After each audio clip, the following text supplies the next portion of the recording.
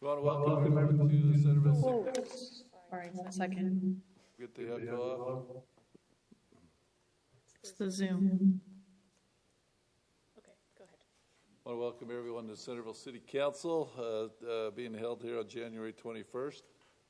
We welcome those that have joined us from staff and from the public, and both in person and online. We just finished a work session where we discussed with our representatives and senators things that may be impacting cities and other bills that with the state legislative session starting today. And we will be in contact with them throughout the session. So it's a great time of year, fun time of year, where a lot is happening and a lot of time has been put in by staff and elected officials throughout the state this time of year in all areas of government. Let's do a roll call to make sure that we can conduct business tonight, starting with Councilwoman Meekum. Meekum present. Summerhays present. Hurst present. Plummer present. So 4 or 5 are present. Council member Heyman asked to be excused, so we welcome the council members that are here. Let's go to a legislative prayer or thought by Councilwoman. I'll offer a prayer. Our dear kind Father in heaven, we are so grateful for this opportunity that we have to meet together tonight to discuss the needs and issues in the city.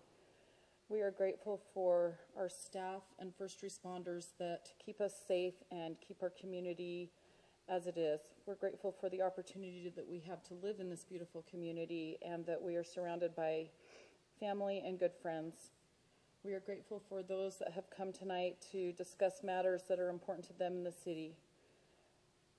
We ask Thee, Father, to bless and watch over us this night, that we can have the guidance and inspiration that we need to make wise decisions that will benefit the residents that live here.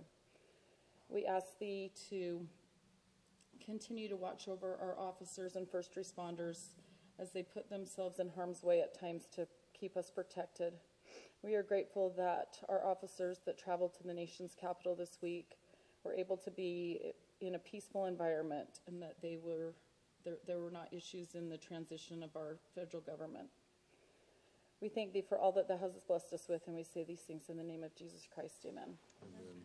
Thank you so much. You could all rise and repeat the Pledge of Allegiance.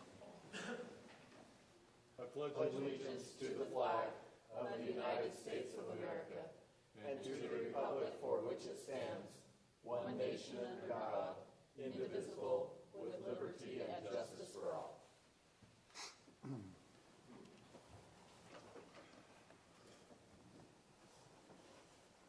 Thank you. The next item on the agenda is the open session. This is the chance where we have an opportunity that anyone that wants to come up to the podium and say what's on their mind. We ask you try and keep your comments to around 3 minutes or so. These are any comments that are brought up. We take under advisement, and because they haven't been noticed to the public, so we cannot discuss them in great detail, but we can take under advisement and look to get them on a further meeting or get back with the individually or whatever the case may be. Now, I do not see that we have any public hearings tonight, so normally I say if you're here for a public hearing matter, you'll have your chance to address that public hearing matter. So that means we'll not tell you to hold off for anything that might be on a public hearing. Just introduce yourself and where you're from, if you're so inclined, for the record. So that open session is now open.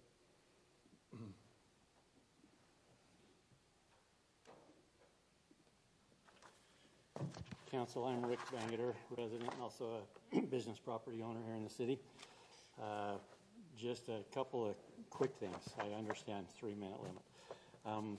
FYI, some of you may not be aware, Sister Helen Cook passed away this morning, and she's been addressed in the council recently is one involved with these storm drain fees and stuff, a revered pioneer in Centerville, and somebody we love and appreciate, and just thought you might want to be aware of that.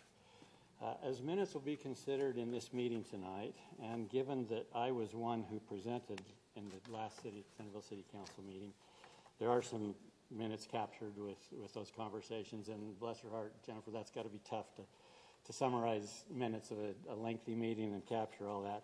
However, and I would like to recommend, and I'm going to distribute a sheet to you of some 2 additions I would appreciate being made before you approve the minutes, or that you incorporate in the approval of the minutes.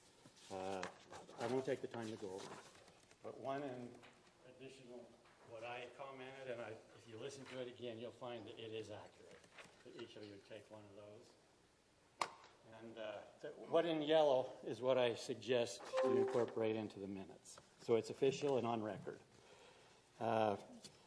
Secondly, I applaud City Manager Brent Hansen for, at the end of that meeting, by even most of us had left, and he suggested that the city hold an open house, an opportunity for businesses and residents to have an opportunity to address the city storm drain fee issues. And I would just like to say that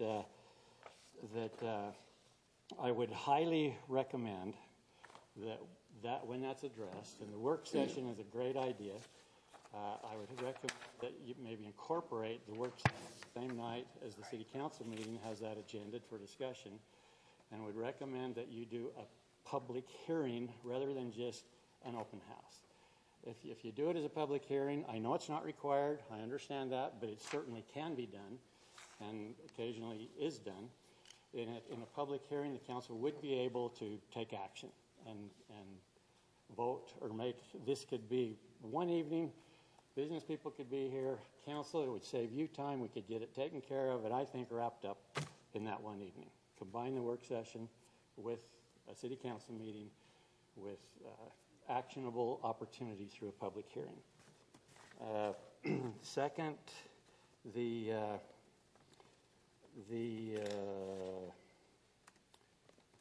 and I hope that a letter is sent, Brand indicated this would probably be the case, that a letter is sent to every business.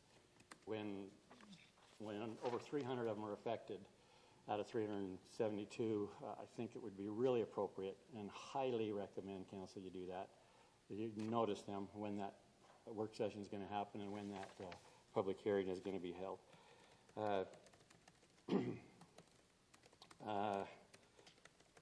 Another item, the last is to address here. Tonight you're going to be addressing in agended items a resolution to the updated drainage utility fees, basically identifying and re-identifying the date for which it'll be implemented. Thank you, by the way, thank you dearly for backing up a little bit, giving businesses a chance to understand this better. That's great progress. But I'm going to suggest, and I'll pass this out to you as well, that amendment be modified slightly. And I respect Lisa Romney, attorney, for the time it takes to draft these things, and things are challenging. But I believe I hear and feel the sentiment of the council that you do want to hear from businesses and have some more input. I would think that one of the whereases in the resolution include, whereas the City Council desires to allow further input and consideration from Centerville residents, businesses, and commercial property owners in the form of a public hearing. And then further on down, this statement in the resolution before you states, section 1, about middle there, it says that the date will be changed, and then all other provisions of that resolution not modified by this resolution shall remain in full force and effect and are hereby ratified and affirmed. Now that's referring to the 50% number, the other things there, and that's pretty strong, like you're slamming the door on any of that, but you'll change the date 3 months. Okay, that's my wording, I think, would be much more appropriate and much more apropos to what we ought to do as a city. And the wording, I would strike that line, not modified be in full force and hereby ratified and affirmed to say all other provisions of that resolution remain under consideration until an opportunity for formal public input in the form of a public hearing for Centerville residents, businesses, and commercial property owners transpires. I'll give you a copy of that, council, and hope there's very good consideration of that before we can get to that point in the agenda. Thank you for your time. Rick, I see, I'm not disputing that you recommended that members donate half of their compensation because of a missed meeting. Are you suggesting, though you didn't in that meeting, that we should be compensated for the additional meeting of our activities as council members? I'd leave that up to you. Okay, so you want to just cut it, but then make it at our discretion to add back? I'm not a proponent of that, but I think your comment ignores what we do in addition to this. My last Monday, Tuesday, and Wednesday nights were all in civic engagement. And But we're not on Councilman a regular basis. I appreciate that. And Okay, I want you to thank know, you. since you've asked the question, I'll address and answer. I've sat in your seats. I realize the compensation you get is next to nothing. It doesn't anywhere near cover the time and involvement you put into this service you give to our community. I totally appreciate that. What wasn't appreciated was in this situation where there was a timeline and an opportunity to allow for the businesses to address you. A meeting was canceled, and whatever happened at the end of December, I understand vacations, Christmas, I'd want to be with my family. I don't know why it was canceled totally, except I was told that there wasn't enough agenda items for a meeting.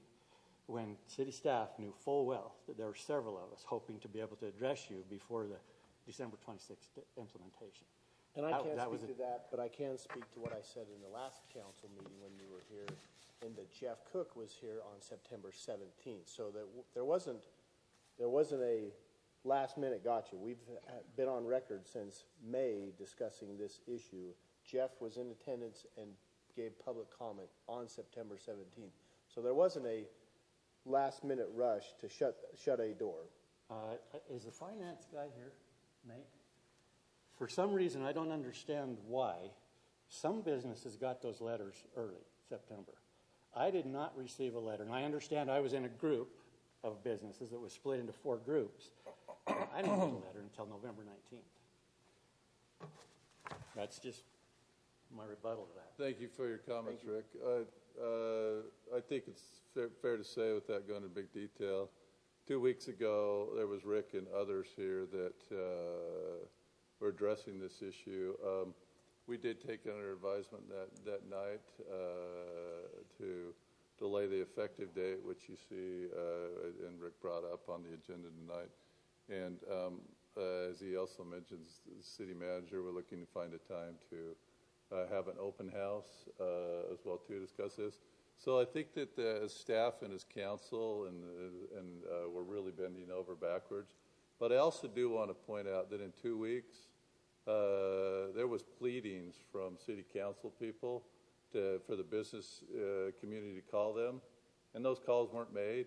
I didn't get any calls. I made a couple calls myself. So if the business owners are really concerned, then they need to reach out, because we have council members that are willing to listen, and we're not hearing much back. So, Mayor, to that point, 2 individuals that gave public comment, Jason Traveler and Mike Hurst, did reach out to me, and I have a meeting scheduled with them this week. so that's good. We have a couple, so we will do, because we care, and we're about the city, and we care about the people in it. So we're delaying the effective date. We're looking at open house to bring Time that I'm also not being compensated. you lots of information as well too. And and I'll be doing that all day tomorrow again as well too. I'm happy to do it. Yeah. Let the record So stand. thank you. Is there more open session participants? Come on up. Just state your name and where you're from. Robert Burns. Mayor, do I understand correctly, there won't be any public comment on the subdivision action item? The Subdivision amendment for the offices. Marketplace Drive, our first item on the agenda. the first item is the agenda. We don't have a public hearing on that one. Okay.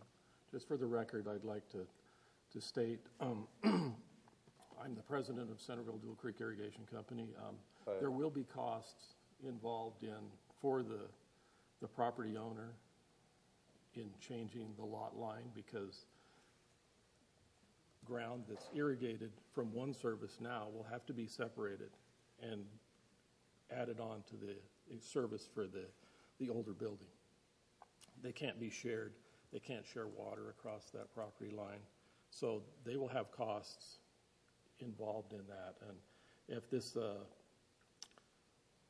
subdivision amendment is approved, then it'll probably have to be inspected before we turn the water on in the spring. So they're going to have some things to address by changing that lot line. Obviously, with metering, it's our rule that you can't share water across different accounts like that. But with metering, it's even more important, because you have to measure the water that's being applied for that property, right? So that would be like a rezone. They do rezone their irrigation so that it's metered according to the new property line? No, they'll have to cut the line off that's running, especially to that north landscaped area. They're going to have to cut that off from the 520 property, and they're going to have to add that to the 500 property. And so they'll have to either bore or probably trench underneath the parking lot to get that connected. I'm not sure how it's laid out in there, other than I know that back buffer area where most of the landscaping is concentrated is definitely on the service that's all on the service for 520 North. That was all added in there when that was built. Okay, so will you, after we finish the open session, will you hang around for that first discussion? Sure. And we will have our community development department. If that hasn't been addressed, we'll see what they say addressing it. So we appreciate you bringing that up. Great. Thank you. Thanks, Robert. Appreciate it. All right. Other open session participants? Okay. If not, we'll move on to the business items. We'll move to the one that Robert just brought up. This is the subdivision final plat for Centerville Corporate Park, second amended, 500 North Marketplace Drive, commercial subdivision. This is the staff representative. It looks like Mike Eggett is coming forward as the staff representative to introduce this. Thank you, Mayor. Yeah, so as you noted, this is a plat amendment for Centerville Corporate Park. It's a second amended request. It's a change to existing Lot 201 and Lot 1. Lot 201 would be shrinking in size, going from 2.92 acres to 2.121 acres, and Lot 1 would go from 4.099 acres to 4.914 acres. So if you're wondering where is Lot 201 and Lot 1, Lot 201 would be the large corporate building that's, I guess, westernmost on Marketplace, and then the one that's more to the east and a little bit to the south, that would be Lot 1. So to make it clear, so what we're talking about. As you may already know or have seen, currently the dividing line goes right through the parking garage. And so obviously the intent here from a legal perspective is to remove that parking garage from being divided right down the middle and more appropriately set within one lot or the other. And then there would be a management company that would maintain and care for that structure. As you probably noticed in the review as well, the RDA does have some consent rights to it, where the RDA is part of that structure's use. And I know Lisa has talked to the applicant a little bit about that as well, and it's another item that the RDA will have to at a later date. When we bring it back to the RDA board, look at the consent for that, but I want to point that out to the council now as it is talked about in the conditions and also the findings at the end if you do decide to proceed with that. I will note one thing. On the background, there was a misstatement. There was no public hearing requirement, no public hearing postings, so just to clarify that, I apologize for that being in your packet. The two things in code that the code does look at from the purpose of our review is there good cause for the vacation or amendment, and is the public interest or any person materially injured by the vacation. We believe, and as you look at our brief response, that it is in the best interest of the area for that parking garage to be located on one parcel. That's typically a zoning practice and a land use practice you see in most properties. So I personally even think it's kind of weird that it had been divided down the middle as it currently sits. I will note, we did not look at the landscaping comments that have been brought up by the previous representative for Dual Creek Water. So I don't know if Mr. Petrogeorge, this is Mr. Petrogeorge, the applicant, so maybe we could have him come up and even talk to that if you'd like to discuss that issue further, or I guess not issue, but that element of discussion further. But otherwise, we don't see any material injury to any public or private interest, again, absent maybe getting more clarity on that landscaping discussion. And I know with that, Lisa has provided the findings and some conditions that are found in the packet that seemed more than helpful and adequate. So we did look to Lisa's guidance for elements 1 through 11 of the conditions that are found in the packet starting on page 3. And I guess with that, Mayor, I would defer to you. And I will note one more thing. You'll see in the packet too that there are engineering plat amendments that are suggested by ESI in Exhibit G1. We'll make sure that the applicant does follow through with all those expectations prior to any final linen being ready for signature. And there are some comments from the city attorney. We'll make sure that those are met. And then the planning staff, community development staff's compliance review has been met. So the amended plat in particular is the very last exhibit. Just want to have that point of reference as you look at how you'd like to move forward with the discussion. And with that, now I'm ready to defer to the mayor and council for any questions for me or the applicant. Thank you. So I'll ask the first question. This was for you and Lisa. Is there anything that Robert Burns brought up of a concern where there should be a public hearing on this, or were we aware of these things that he brought up? No, I think he was just asking if there was a public hearing so he could speak in the open session or not. Okay. Our code does not require a public hearing at plat amendments.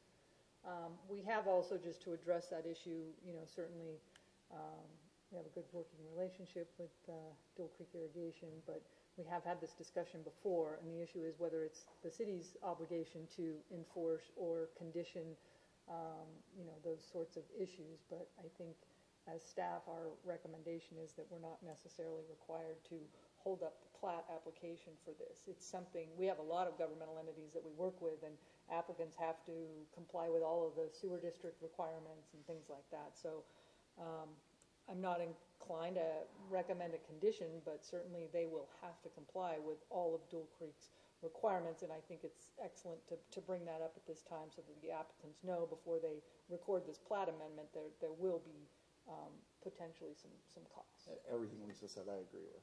That's how I feel as well. I feel like this is more of a legal request, but I do agree there are some concerns that have been raised. Sometimes, Lisa, we have different utilities or otherwise be signers on the plat. In this case, Dual Creek would or would not be a signer on the plat. I think what you're saying is they would not, but they would still, the applicant would still have to meet whatever requirements being subject to the Dual Creek Irrigation Company. Yes, Centerville does not require utilities to sign the plat. Some cities do. Centerville requires an upfront will serve letter from all the utilities. So we just get that letter in the file and make sure all the utilities, it's acceptable.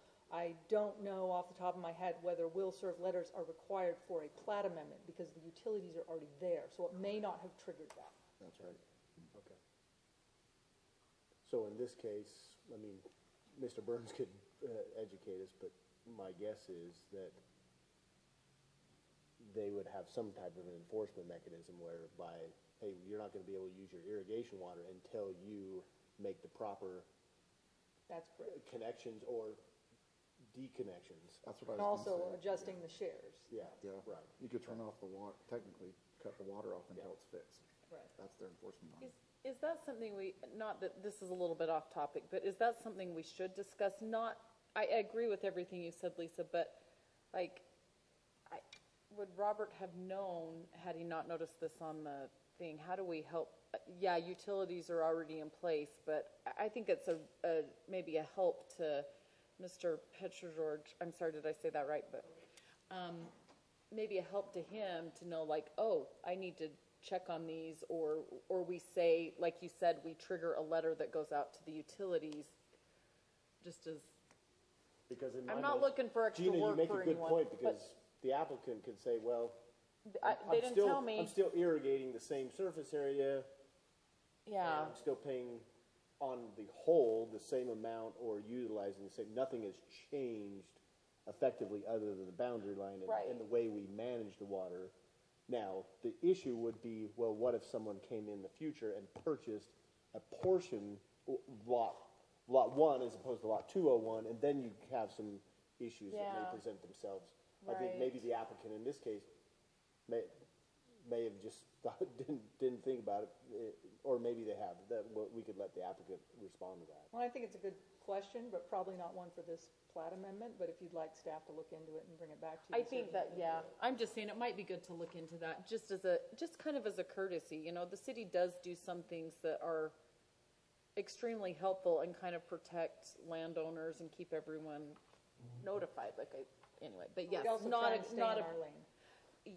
I agree with that, but, you know, I mean, Because there are actually statutes that say we cannot require certain signatures on a plat, because. I don't need the this has been signature, the- just a courtesy Yeah. letter. Well, I don't, there could even be an administrative practice to, Yeah. even a quick email list, so you're aware, utility companies, XYZ, this request has come in. Mm-hmm. Yeah. It's going to council. not saying every utility company's not watching, but Robert doesn't miss much, so. Not required, I but we could do wouldn't this. want to put that on staff as an administrative burden. I know you're trying to be helpful, Mike, but from a city, as a developer, I would love you Yeah. to do that in my professional life, but as a city council member, I wouldn't want to put that on, the burden on staff to have to do that. To me, that's part of being a property owner.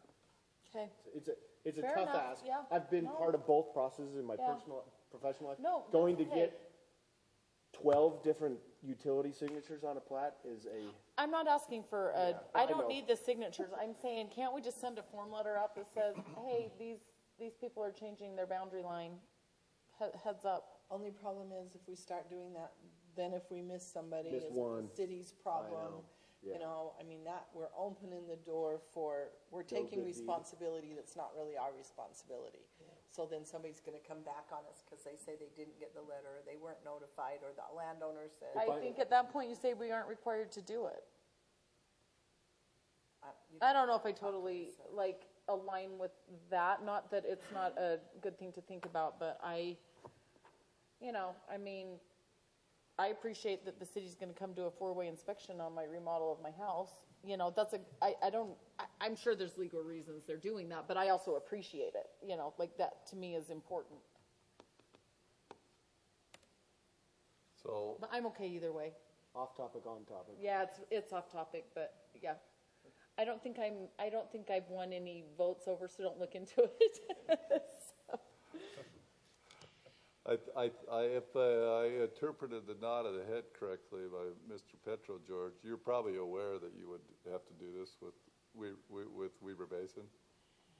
No, I actually was not aware that we have Dill an issue. Creek, excuse me.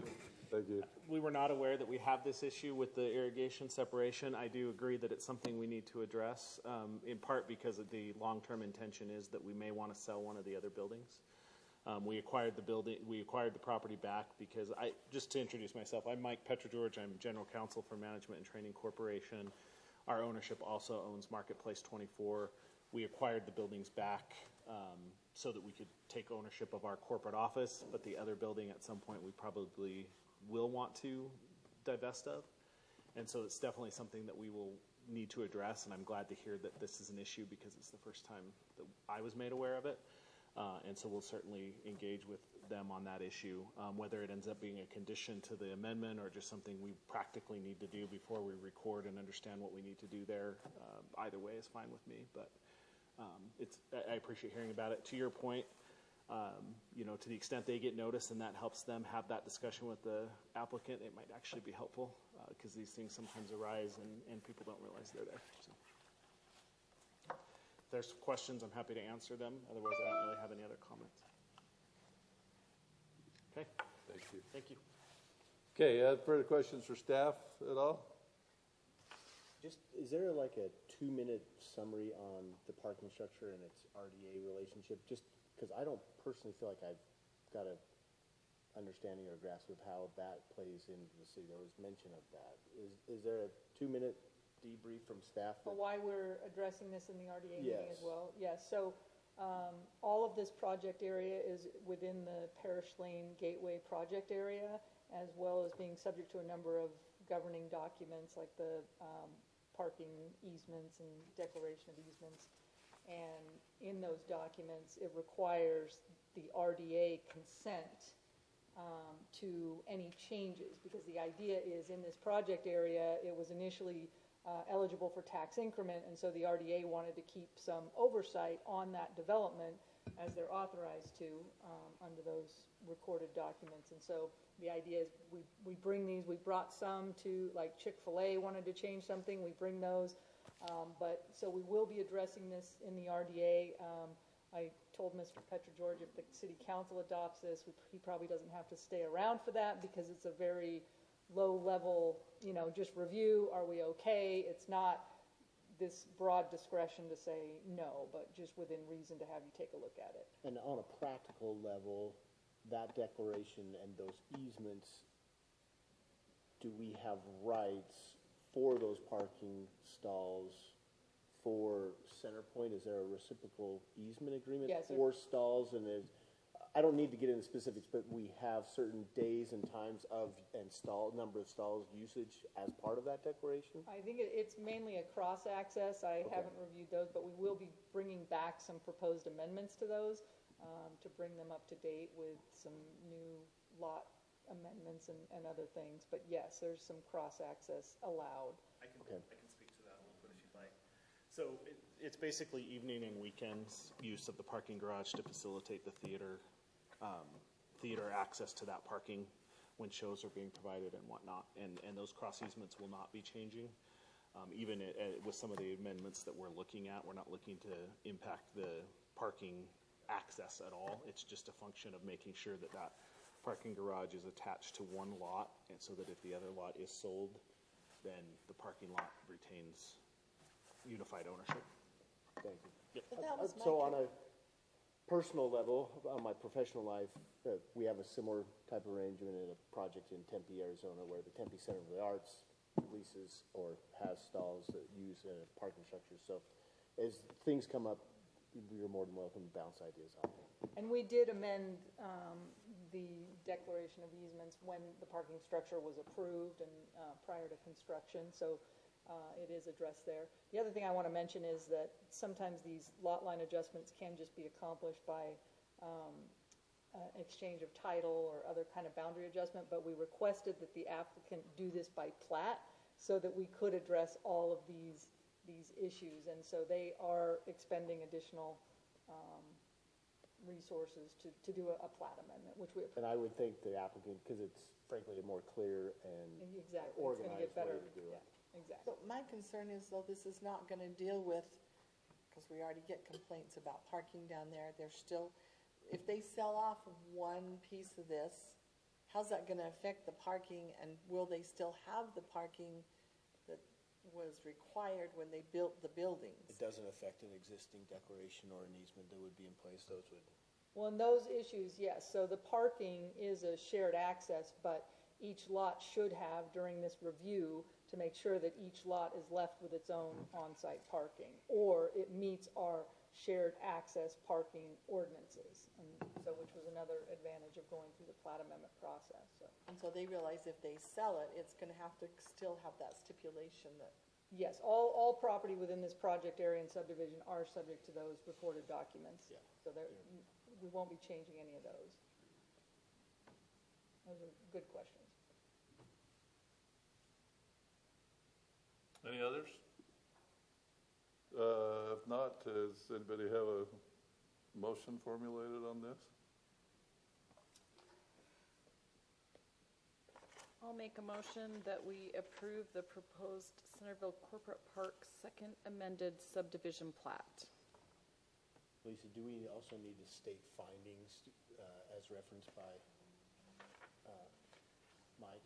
Yeah, including And conditions, the yeah, so you and have, findings. Okay, including, I'm preempting a friendly amendment. thank you. Just go ahead and make the amendment, I'm good with that. Well, just to include conditions 1 through 11 in the staff report, as well as the findings A through D. I accept that amendment. Okay, and I'll second that. All right, motion to second, further discussion? Let's start voting. Councilman Meekum. Aye. Aye. Aye. That motion passes unanimously, 4-0. Thank you, staff. Thank you, Michael, for being here as well, too. All right. Robert, hopefully that helped to answer some of your questions, too. You bet. All right, let's go to the fee schedule amendment. Drainage utility fees, the delayed effective date. Nate, Lisa, you want to address this? One of you? I'm happy to. We're proposing Resolution 2025-01, our first resolution of the year, to delay the effective date of the drainage utility fee increases. So this will be the second delay of implementation of these fees. And so this is in response to the direction from the City Council at the last meeting, acknowledging that we need additional time to allow the property owners and the businesses to, build this increase, and also to hear from the public. We're not required to have a public hearing on this fee increase. And as we have indicated, when these fees were first adopted, they are necessary in order to continue the functioning of the drainage utility. And also I'd like to note that the public hearing to approve fiscal year 2026 was also, these drainage rates were included in that. So there was a public hearing when we first adopted our budget. Correct, that was our May meeting. May and June, yes. Yeah, May and June, correct. Just from a timing perspective, there was the discussion of a work session. Has there been any, you don't have to decide, to say what the date is, or is there a date in mind right now based off of all the other work we have going on as to when we might do a work session with some of these? Tentatively, wanted to sit down. the first meeting in March is when we would tentatively have this work session to primarily accommodate Mr. Bangeter and his schedule. I think it would be helpful if you make sure he's there. I don't think we'll be ready for the first meeting in February to have this conversation. Staff and I will be meeting this week to just kind of outline what we want to prepare. Again, trying to summarize a year's worth of work into a 30 or 40-minute presentation touching on the capital facilities plan and the necessary, why it's necessary to have these rates and why the rates are what they are. Understanding kind of those dynamics in the process we've taken with the audit itself and the benefits and how we're applying the audit, interpreting the ordinance. Again, it's an educational opportunity for us, but we're going to try and condense a year's worth of conversation into a 40-minute presentation. Again, what you do with the rest of that work session is up to you as a council. That's my hope. That's the goal. Could we discuss maybe then possibly changing that March 26, 2025 to April 26th? And the reason I'm saying that is because if we don't discuss it until the first meeting in March, hasn't a bill gone out? Or are you sending the bill on March 26th? That bill will go out April will be due in May. Right. So March 26th when it's effective, but that 30 days, so April 26th, then you get your bill, and then it's due in May. So when you say March 26th, you're saying we won't even send a bill until April 26th? That's not, yes. Okay. Right, so it starts, am I saying this all right, Nate? Yeah, so March 26th when the rate goes into effect, but the bill doesn't come out till the April 26th for that new rate. Okay. And again, there's two things, right? We'll have the open house, again, an opportunity for the residents to meet with staff. We've done this with any utility rate increase.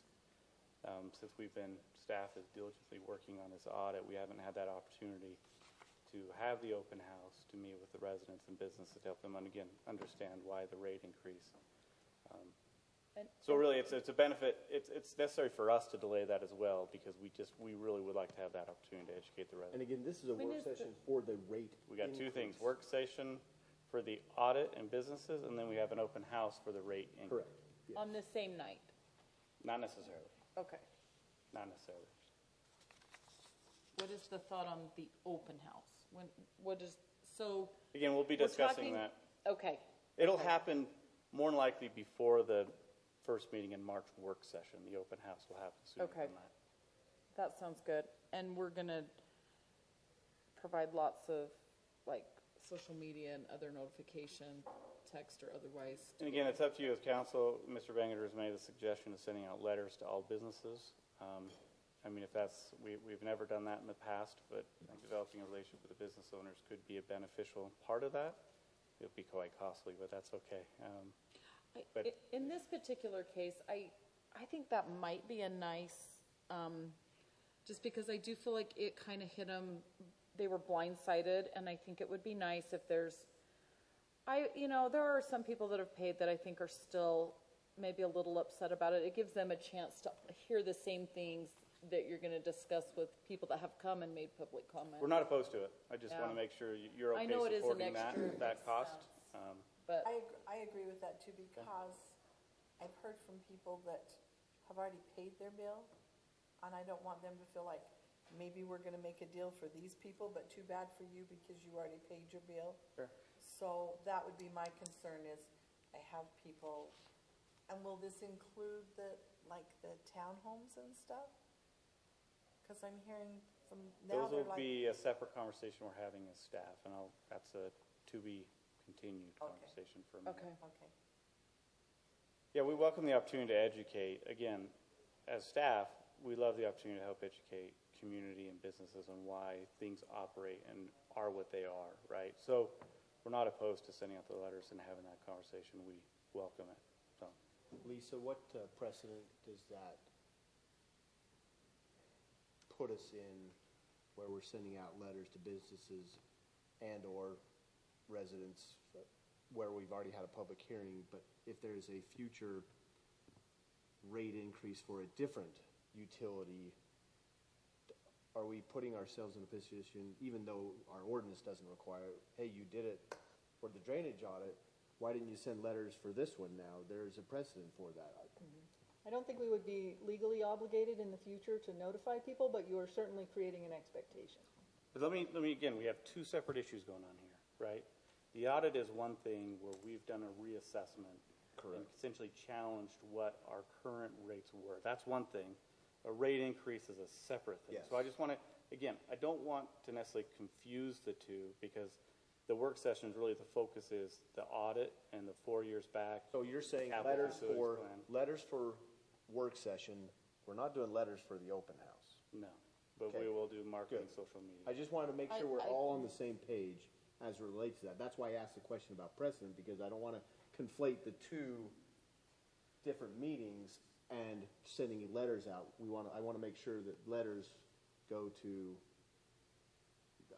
The business. I mean, I've been pretty open about wanting to sit down and being open to sitting down with people, but I also don't want there to be a precedent or an expectation in the future as it relates to rate increases. Now, keep in Where mind, there are public meetings and we do public noticing. in the work session, we will discuss the drainage rate increase as well, because again, that's part of the capital facilities plan, but Yeah. that won't be necessarily the priority. That's in addition to. Yeah. The focus will be discussing the audit and the process for that and why we're doing it. And then here's the rate increase, so businesses have that one-on-one opportunity to discuss it at that time. The open house may focus a little bit more on the residents, but businesses, of course, can attend and ask questions there too. Is it possible to send that letter to the businesses in, like, say, their next bill? Like, is that just impossible, where you're having to separate? I'm assuming you're separating out residences and businesses. Maybe that's not. We'll be talking about how we get those letters Okay. out at our meeting. Okay. And remind us, Brent, because we're delaying this by 3 months, this is a budget amendment issue, correct? So what we're going to run into, of course, is cash flow problems Right. with drainage, but also impact, since we're having cash flow problems with drainage, it'll impact what we do with streets and our water projects. Right. So again, that will be, as we discussed, fiscal year I just want to 26. remind ourselves as a council Yeah. that this isn't just a noticing decision, this is a It's impactful. financial decision. It will delay potentially projects a few months, if not till the next year. Yeah, because we're going to miss our Right, window 'cause of again, bidding and construction. there's no cash to do those drainage projects we might have intended to try and complete this summer because of delaying the increases.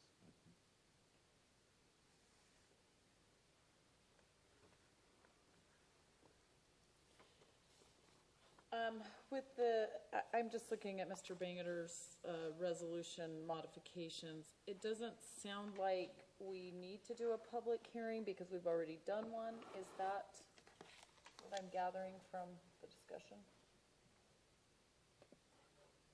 I am comfortable with the existing language by Lisa, with one small Scrivener's error in the second whereas, a space between December and the number 26.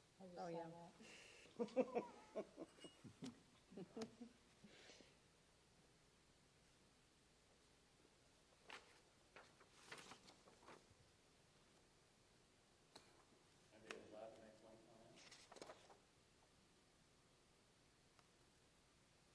What do you want to address?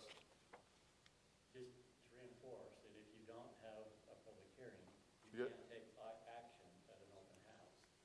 So basically, it seems like you're saying there cannot be a change in the rate increase of 50%. We understand that rule, and so that's what they're been debating here, what they want to do. Well, that we've also had we've had public hearings on this. Dating back is what Brent had reminded us back in May and June. Was it the May 21st meeting when we had the public hearing? As We you have recall, a tentative and we have a final, right? Yes. So we have Okay. a we had public the hearing. discussion, or were we going to do a 100% rate increase? And Yes. we backed it off to 50%. I do because we remember said, backing it off okay, to well, 50%. We have a large plan that Brent's mentioning is going to be part of our open house, but there is a broad plan. We don't know how quite, which our city engineers provided to us. Mm-hmm. It's a long, lengthy plan, so let's take a baby step first, instead of going to 100% immediately, go to 50%. Yeah. That was a I- public hearing way back when. Yeah, I mean, I don't see that we can, in my opinion, that part of the resolution, I don't think I would be changing my mind on that part because we are behind and it is very concerning that we don't have the funds right now. We're doubly behind now, kind of. Well, not Yes, doubly, but well, but we're even in a further year down the Correct, road. So exactly. I'm not sure that I'm comfortable with that just because it's hard and painful and I understand that, but also this particular fund needs, it needs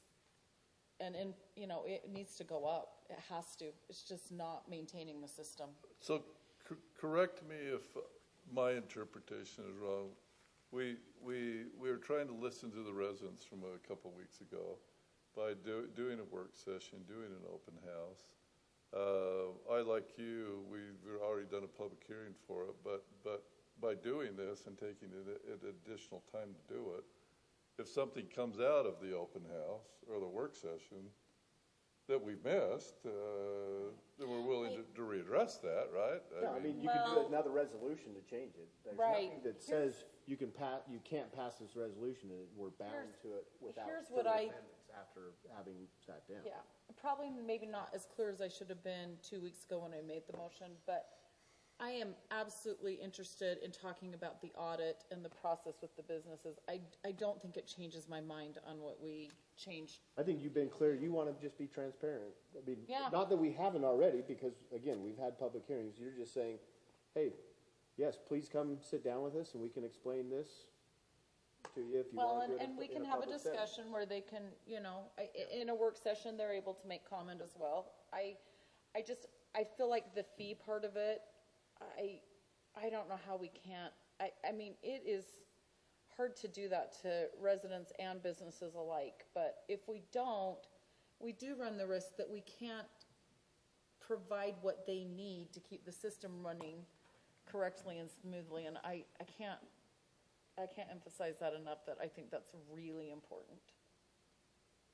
I think that's really important too, and I don't think we're probably going to change it, but I don't know that it hurts to listen to them. I mean, I think that's all they're asking, is that we listen to them and have an open end. I mean, if we say, I'm sorry, but these are our numbers, we have to have this to do it, that's fine, but I think all they're doing is asking that the door is open until we've heard what they have to say. Okay. And so I'm willing to listen to what they have to say, with acknowledging that I've dealt with some drainage issues recently and was shocked that I didn't feel like things were actually being done up to code because we don't have the money. So that concerns me a lot, that we do have the money in the drainage fee. But I'm glad to hear, and if, you know, I don't want to have an open house the same day as we have the Work session? Yeah, the work session, because I may get some information from that work session that I want to do some homework on. So it would be to your advantage to let me do my homework before I vote on anything. You know, that would be my concern, is things are going to come out, but sometimes we get facts and things that we have to check before we can vote, or we have to not take them into account because I have to know that they're accurate. I have to check things out. So I'd prefer to have one week and one the next week, so that I have the chance to check out all of the data that I'm given, so that I can make a fair decision for everybody. Well, and sometimes in addition to that, it's just processing what was said. And, you know, I think that the idea here is that we see where we can come to some kind of, you know, I mean, there might be a different understanding than what we had going in, and I want to... And I want to be able to be open to that. And so I would like to, you know, be able, like you said, to be able to think about what they say, maybe, you know, look at numbers, talk to staff to see, you know, what opportunities we have. So I want to be open to them, and I feel like we're doing them a better justice by not voting on it the same night. Okay. I'm fine with that as well. All right, so I need a motion to accept the resolution, or if there's any changes with it. Does anybody have a motion? Now, when you say voting, Robin, what do you mean by that? Well, he's wanting an open house so that we would have a chance to change anything. Yep. But But that's to do with the fees. But on the other hand, if we have the open house and we decide we do want to change something, then we can always put it on the next agenda and vote for it. We just clarify, is that for a public hearing on the agenda to have that opportunity instead of, I don't know if instead of the open house, but maybe in addition to give you an opportunity to vote. That's what the ask is, and not necessarily. Again, there is that opportunity at the next meeting. If you want to make changes, you're welcome to do that. You don't have to do it the same day as you're discussing, Councilmember Meekum. You can. Okay, that's fine. And I would just, Again, as That's fine. staff, how we view the open house, and just want to be completely honest, is it's an educational opportunity for us, not necessarily to gather input. I'm not saying we don't care about the input, but again, we have a recommendation to you from an administrative standpoint that this is, our recommendation initially was 100%, doubling the rates, and we're at 50. And so now again, there's potentially some other ways, and I think this is a conversation that can be had, is do you change the way? Do you charge more for a residential unit and less on commercial? Do you charge more for commercial and less on residential? There are potentially some opportunities there, but we're not recommending that because ours is based on ERUs, right? So that's our measurement. And a business has so many ERUs. We have a home with an ERU. There's really no clean way to change how you would differentiate how you charge an ERU. But that wouldn't get overly complicated. Yeah, but so- anyway, so that's what I'm saying. There are ways that you could potentially readjust to get the amount we need to complete our projects. But again, from a staff standpoint, our open house is an educational opportunity to help you understand why we're doing it, what that will do to your bill. So if a resident wants to come and say, what does that do to my bill, we can run it for you. Again, it's a little different than water, right? So if you're using 7,000 gallons of water and our water rate changes this, your usage is going to be different than next door neighbors. This is a a flat, stable increase, so people should kind of know what that impact is. Businesses are the ones who have that variable increase that will impact them differently. Yeah, Which could be addressed at the work session and not necessarily an open house. Just my input is that we don't make the changes that were provided to us by Mr. Bangeter, because if you're not, the purpose of this is just to extend it. The additional language that's put here is leaving almost everything else open-ended. And to me, if we want to make some changes in the future, we can do that. I would prefer not to leave anything open-ended. I would just rather close it, keep it closed, and then if we hear anything that changes our mind, we can address that in a future resolution. That's a separate resolution. To me, why have a resolution if it's all open-ended? To me, you shouldn't really even have it. Not even vote on it. Not even do It it. doesn't make sense to me. Maybe I'm... Yeah. It doesn't close the door, it's just a different. Maybe Lisa would approach. disagree with me. I welcome any critique of that assessment, but to me, if you're leaving it open-ended, why are you having a resolution in the first place? No, I agree. Okay. So based on that, it's a motion to approve the resolution or motion to not, then, is what I'm hearing. Correct. Can I a lot of the businesses are talking to me. They're not here tonight because I told them nobody needs to be here, that council isn't actioning on anything except this resolution. What I'm hearing is... Mr. Banger, if you can come up to this, because we can't hear if we're allowing him to speak. We just need to get it on the record. What I'm hearing is the council is very unlikely, like 99% unlikely, to change the 50% rate. The businesses are going to ask me, what's the purpose of this public hearing, and what's going to happen with the open house? And if I say they're not going to change their minds anyway, it's 50%, nobody's going to want to come to your public hearing or your open house. That's the facts. If they believe that they might have an impact on a 50% increase to their bill, they'll be here. We'll fill this place. But if they don't believe that, and I hear you saying you don't think that's going to happen, then honestly, I got to tell them that. It's not worth their time, guys. Well, I feel bad that you feel like you need to control the narrative, Rick. That's what it feels like to me. Isn't that logical? Am I No, reading it wrong? it's not logical, and here's why. Because what we have said is we want to have this work session and have this discussion. We want to have the open house. Some of it's already been passed, and all of that is hard to go back on. But any time that somebody comes, I very carefully listen to them. And there have been many times that I've come into this room assuming I had a decision made in my mind, and believe me, I weigh on every decision. I try to look at all possible sides. And there have been people come in and say things that really were meaningful and completely changed my mind. So I think it would be a mistake to say that. And I agree with her, because like I said, I wasn't opposed to it, but I'm fine because I can change my mind either way. So I can tell you from what I have seen, they have convinced me we need the 50%. But if you guys can come in and convince us otherwise, I'm very open to listen to everybody. Or present a different plan and say, hey, we just cannot do 50% right now. Could you do it this way? And maybe it's 25 every year for 4 years. I mean, here's the thing, is I'm hoping that the businesses will hear we have a problem with this drainage fee. There is not enough money in the fund to provide the correct infrastructure upgrades and maintenance to keep it functional. And frankly, some of you guys that are on the west side could possibly end up paying the price for that. So this is an opportunity for us to come up with a good solution. And if 50% is uncomfortable, what can you live with? I'll be honest, it's got to be pretty significant. But I would love to hear from you. Hey, 50% is a little tight for us. Could we do this? And then we'll take it every year for the next, something. I'm not trying to put an idea in your mind. I'm just saying, I am sure open to hearing different suggestions. I mean, we've let this go long enough that we're in trouble. So I'm a facts and circumstances guy, Rick, and that's why I brought up, because I was trying to bring up, let's not have an open house and work session if we're not going to listen at all. That's why I mentioned, if you hear something that's going to change it.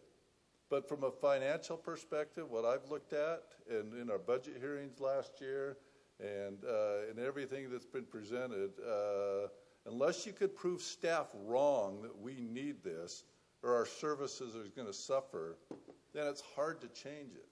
I mean, that's what it becomes.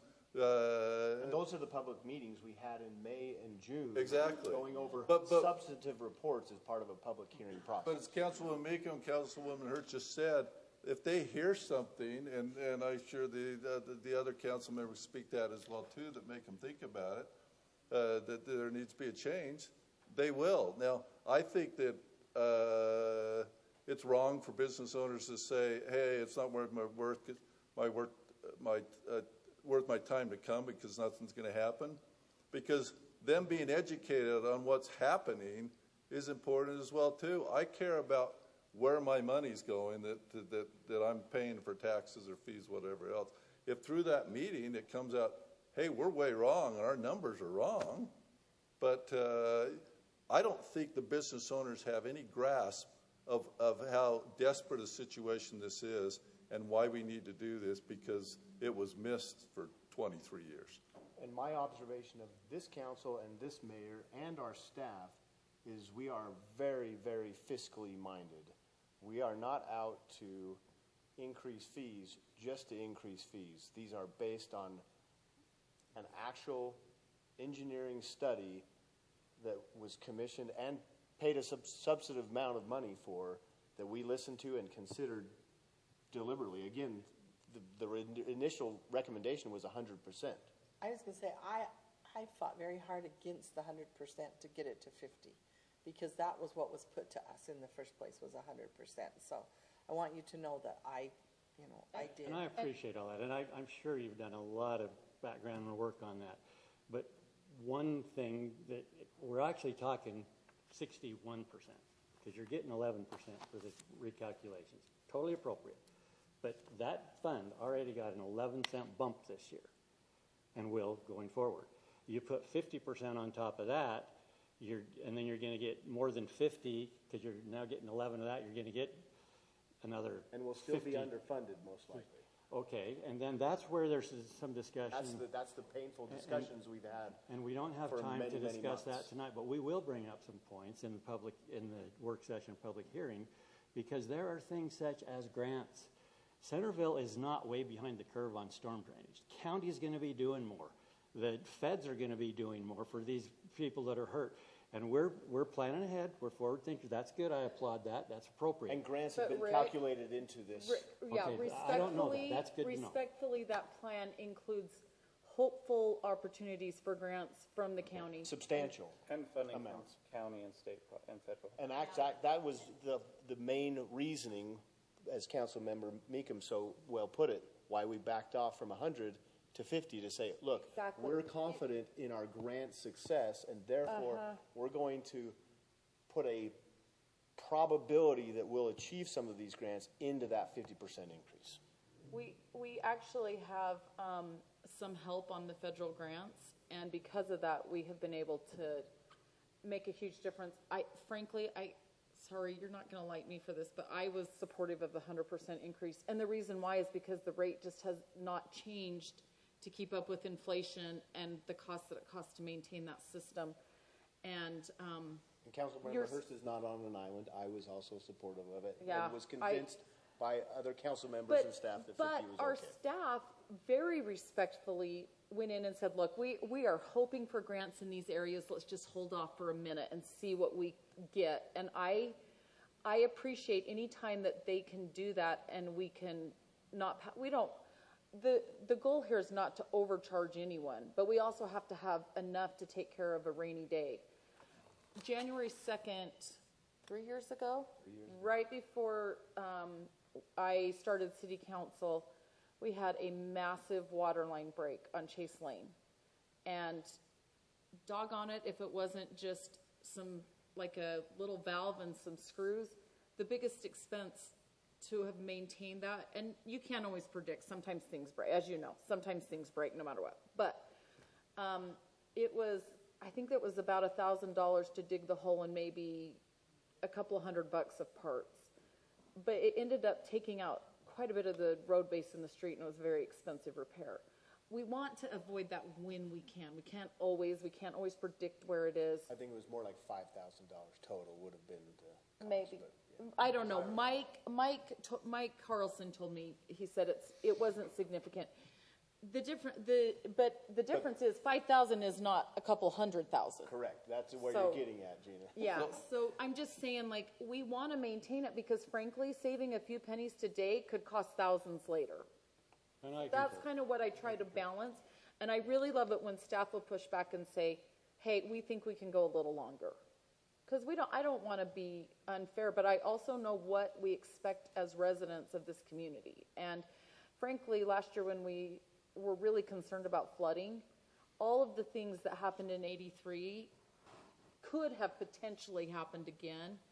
Some of it didn't happen the way 83 happened, but also some of it was we have a lot better storm drainage facilities than we did in 83. Yeah, hopefully. So this is great for Rick. We're being very cooperative and answering your questions, but we're doing a work session in Yeah. an open house with just Rick instead of all these business owners.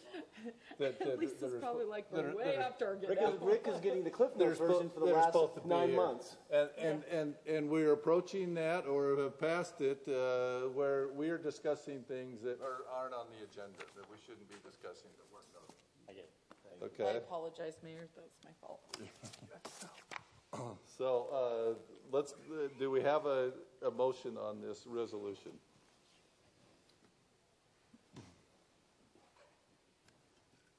I'll make a motion that we approve resolution number 2025-01 as written. Do we need to add anything to it? No, just the Scribner's error correction, I guess. I don't know that matters. Oh, yeah. Second? Motion is second. All in favor, aye? Aye. Opposed? All right, let's go to item number 3. Okay. Item number 3, this is interlocal cooperation agreement, transfer ownership for Culinary Water, West Bountiful. Mike, are you talking about this, or?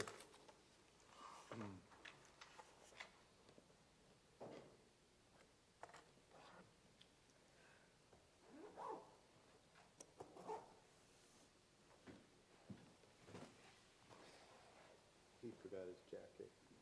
Nope. Bryce, will you grab his jacket and take it to him real quick? Thank you. Good eye. I can talk about it. What do you want to know about it? Well, it's Has anything you're the changed? staff representative, you or Lisa. Is there anything besides what we see in front of us that you guys want to bring up with I us? think we pretty well finalized it. We've made some additions to how we'd like to see it capped, and I think we'll just get taken care of the legal end of it, couple of signatures, and I think we're there, right, Lisa? Correct me if My I'm only wrong. question it's always is, has will. anything really substantively changed? easy. Yeah. Has anything substantively changed since Mike's last presentation on this? No, we just have more information about where the line is, and that's shown in Correct, which the we weren't sure documents. And we've kind of spelled out the timing, and I think what's helpful is we had the engineering details actually prepared so that, because there was some issue about when that would occur. So, yeah, and I have heard back since putting this in the packet. West Bountiful did get back to us quite quickly, and they had a few changes. So the recommendation is just to approve the resolution for this Waterline agreement subject to non-substantive amendments acceptable to the city attorney. The West Bountiful attorney's changes are not substantive, and they're all acceptable. So that's the recommendation. I think this is a good thing, good use of the interlocal cooperation to transfer this ownership and reduce our liability. When does this go to West Bountiful City's council, or is it already done so? I don't know when we said we'd take it first, and Okay. I've shared the information with them. Okay. I'll make a motion, Mayor, if nobody else has any. You bet. I'll make a motion that we approve resolution number 2025-02 regarding an interlocal cooperation agreement with West Bountiful for the transfer of ownership of Culinary Waterline, and authorize the mayor to execute the same on behalf of the city. I'll second it.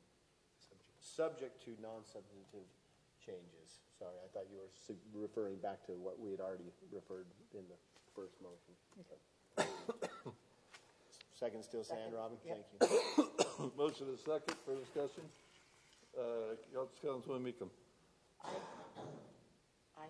Aye. Aye. Motion passes unanimously. Mike, I just thought we wanted to see your face, but there might be something else we get you up here for as well, too. He's going to conduct the conflict of interest training. Just so Good. Work on this. Just start now, or Sorry. what? No, we got a bid award to discuss. You did a lot of work on this, Mike, and Yeah, I'm that's really what I was appreciative. just saying. Thank you so much. Good deal for everybody. You did a great job, and it's service for both cities. Thank you. Okay, conflict of interest training. I think we should have Sydney do the This conflict end of the interest room. training. Lisa, Jennifer, what do you got for us? Do you want me to start? This isn't so much of a training as it is more of just a notification / reminder that in HB 80, it is 80, right? Did I get the number right? Which is a very lengthy bill. They did very much expand on the requirements for elected officials' conflict of interest disclosures. I sent out an email to you all a couple weeks ago, so you should already have this on your radar. The state did prepare kind of this template form for the new conflict of interest disclosures, and we just decided to use their form this year rather than creating our own, just so we didn't miss anything. It includes all of the new requirements. We may look at creating our own standard form in the future, but we just wanted to make sure that we didn't miss anything this year. So that being said, if you have any specific questions about the bill, I think Lisa may have reviewed that and may be able to answer some questions, but mostly this is due by the 31st of this month, and you all should have received this form through Bamboo HR in your email, so please fill that out as soon as possible. Do you have any specific questions about the form or the bill? There's just a lot on it. There is a lot on it. Yeah. I completed mine today, and I was like, whoa, this is Thank you. kind of overboard, but It's a lot. it's okay. I'm more for transparency as it relates to conflicts of interest than not. I think it can be considered training in that, yeah, it is mandatory that we add all of these things. The bill sponsor was our own representative, Paul Cutler. Yeah, surprising. So if we need some more information, what was the background on this? But as Jennifer said, it certainly is requiring a lot more of elected officials. And again, this is for your January 31st. So yeah, I think as you read the Conflict of Interest Officers and Employees Ethics Act, it's very circular. So it says you can't do this, or you need to disclose, and then it goes back to providing that disclosure form and that sort of thing. So just a reminder, you will be filling out a really detailed one. We do this annually, but remember, if you have a conflict or just it's mainly a disclosure law, to bring that to our attention, because it may not be on this form. It might be more likely now that the form requires more, but anytime you think you might have a conflict of interest, and I always say feel free to call me anytime before the meeting if you'd like to discuss it, whether it actually constitutes a conflict or not. But generally, if you feel like you cannot be objective, we will ask you to recuse yourself, or if it's something very close to you, for instance, a property right next to your home is being rezoned, that would be a conflict, in my opinion. But obviously, a lot of people in the city, and generally that kind of knowledge, or going to the same church, has been declared in Utah case law to not necessarily be a conflict unless you believe you cannot be objective. So I will be pouring through this in more detail, but as Jennifer said, I think it's just best. I really appreciate the state elections office taking the lead on this with all these changes, and to make sure that all the municipalities can get this out by the deadline of January 31st. So we're just going to follow their lead, but we will be looking at it and maybe making some changes or make it a little more user-friendly next year if possible. And just a couple technical notes. I think since we're doing the forms through Bamboo now, if you don't have any conflicts, I think you're still required to write NA or You num- are. That's or what I ended something up in the doing. box. NA. Yeah, and most of them, you almost may not have anything to disclose, but you do have to, just the way the form is set up, you do have to put not applicable, something in there. So I had to learn they're that the all hard way. filled. I'm like, why is it not letting? I already me chastised confirming my an employee who signature? set that up, so it'll be I don't think it's that big of a deal. No, actually, but as I was begrudging it, I thought, well, it actually forces you to recognize each Yeah, question. to look at I don't it. know. And then also, I mean, I know. same as I last. did it. Last year, they did Edit it. add the requirement that these must be posted on the website and a link be provided to the Lieutenant Governor's office as well. So that still is in force. So just know that as soon as I get your forms, they will be posted on our website as well on a new page created on our elections page. So it'll all be available with the campaign finance reports as well. So let me ask a question. I mean, 2A, the question is the name of any entity in which you're an owner or officer. What if a person owns their home in a different entity name? Are they saying that you need to disclose, or say Robin's a partial owner of a hair salon in St. George or Blanding? Does she need to disclose? To me, that's not a conflict of interest, given her role as a city council member in Centerville. Well, let's say she, in that hair place, is tattoo artist. I wasn't going to I'm just saying, but I'm just saying that there is potentially, she is an owner, and that topic could be relevant and be a conflict if it's being discussed, is what I'm saying, right? I'm sorry, Lisa, I kind of. But if she's doing tattoos in Blanding, I just think don't you know err how on the that's safe side. If relevant you're to an Centerville. owner, regardless of where it is, you should list it. I'm trying to get to asterisk 1. What if it's out of state? I still think you should list it. Well, I didn't. Yeah, because it may do, yes, So especially if it's the your home transparency is- argument. Didn't require you to put what the businesses were worth or anything, did it? No, it says Or 2A. financials. 2A says the name of the entity, Of any entity. any entity. 2B is a brief description of it and position in it. When you start qualifying, say out of state or where is and what do they, I think you err on just are a part owner or an owner of.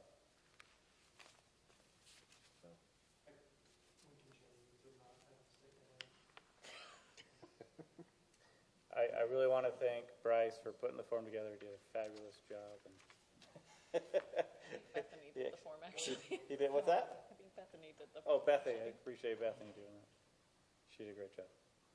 Actually, it was very helpful having it online through Bamboo. Then I just think it's better to track what we're doing, so I appreciate the form through Bamboo HR. So that's kind of the extent of Why are you looking at me? training, unless there's any other questions or comments. I haven't had my emails for months, so I haven't even got one of these. So, If Yeah, it Jen? gets, if you actually can't get on your email or access your Bamboo, you can fill out a hard copy and bring it to. But you can't print it out unless you can access your Bamboo account. Well, now you can because it's attached to the packet. True, that so. is true. All right. Jennifer just said that was the extent of the training and asked if there's any further questions. Anything? Okay.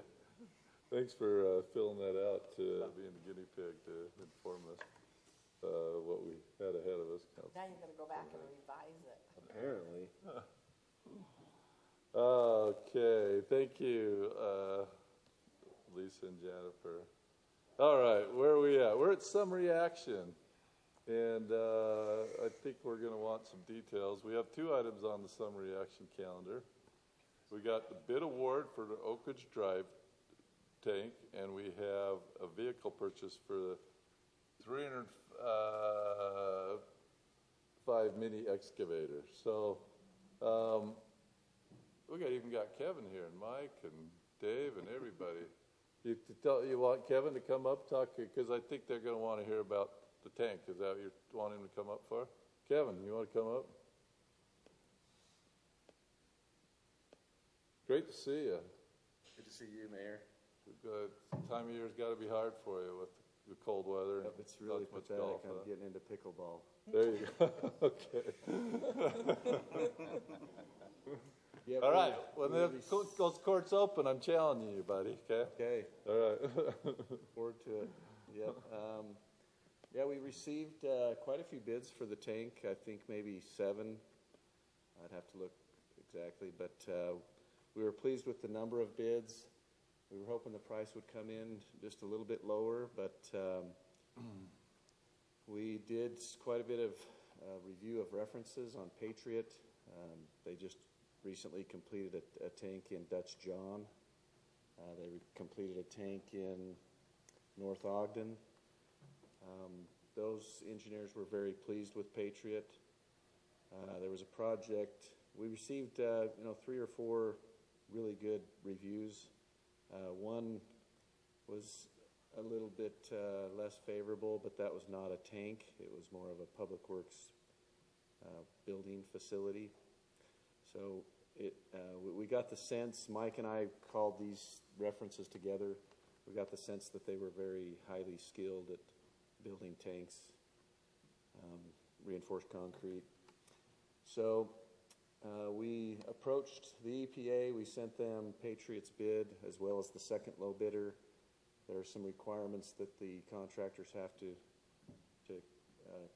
comply with as far as disadvantaged businesses. They have to, they call it the 6 good faith efforts that they have to make to these disadvantaged businesses, advertising to them. And we were satisfied that they had made those efforts. They, I think, have a couple of subcontractors that they're going to be using that are disadvantaged businesses.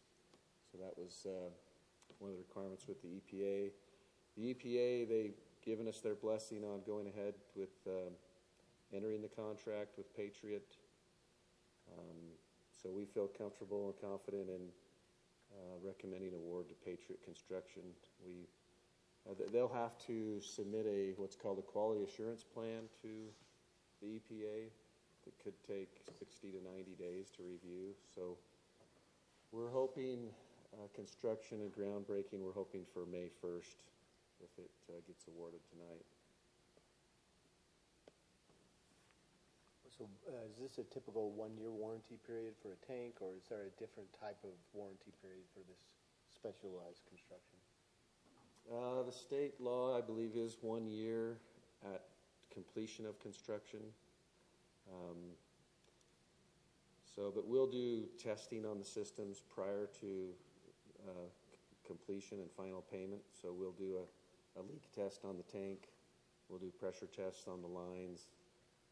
So we'll complete all of that testing before we release final payment. And then there will be a 1-year warranty on top I of just that. didn't know if we had, as part of the bid process, asked for anything else in addition to that. Kevin, I guess we haven't gone out for huge projects on our reservoirs or our tanks recently, but on repairs, maintenance, tanks and reservoirs that were done in the past, is that construction company still around, and did they make a bid, or? The last tank that we constructed was in 1999, or maybe it was early 2000s. That was R.L. Wadsworth. We got them a set of drawings, but I don't think that they bid. No, they didn't submit a bid, but the one at the top of Parish Lane in 7th East, that was constructed by R.L. Wadsworth. Gerber had a very strong resume, and they were the second low. They had a lot of really good references. So that's why we felt like, okay, let's send these 2 low bids into the EPA and show them how they solicited to the disadvantaged businesses and see, kind of get their feedback. But there is quite a bit of difference there between the low and the second low. And we did feel like Patriot was qualified and capable. It has been a while, though. I think 2001 is probably when that last reinforced concrete tank was built. And do we draw on our grant money simultaneously with the construction draws, or is it a separate draw process? I mean, it's definitely going to be a separate draw process, but in terms of timing, will it coincide with our draws? Nate can talk to that a little more if he'd like to, but my understanding is that when the city's billed by the contractor, we pay the contractor, and then we send that on to the EPA to. Okay. So it's on a draw-by-draw basis. It's not a lump sum at the end of the project. Oh, no, it's draw. Yeah, there'll be. Okay. Yeah, I'll submit the receipts to the EPA as it's going on, as we make payment. But yeah, first we need to make payment. Yeah. And they said they reimburse within 5 business days of. 5? That's what their training said, so we'll see. So we should. That will be incredible. Yeah. Okay.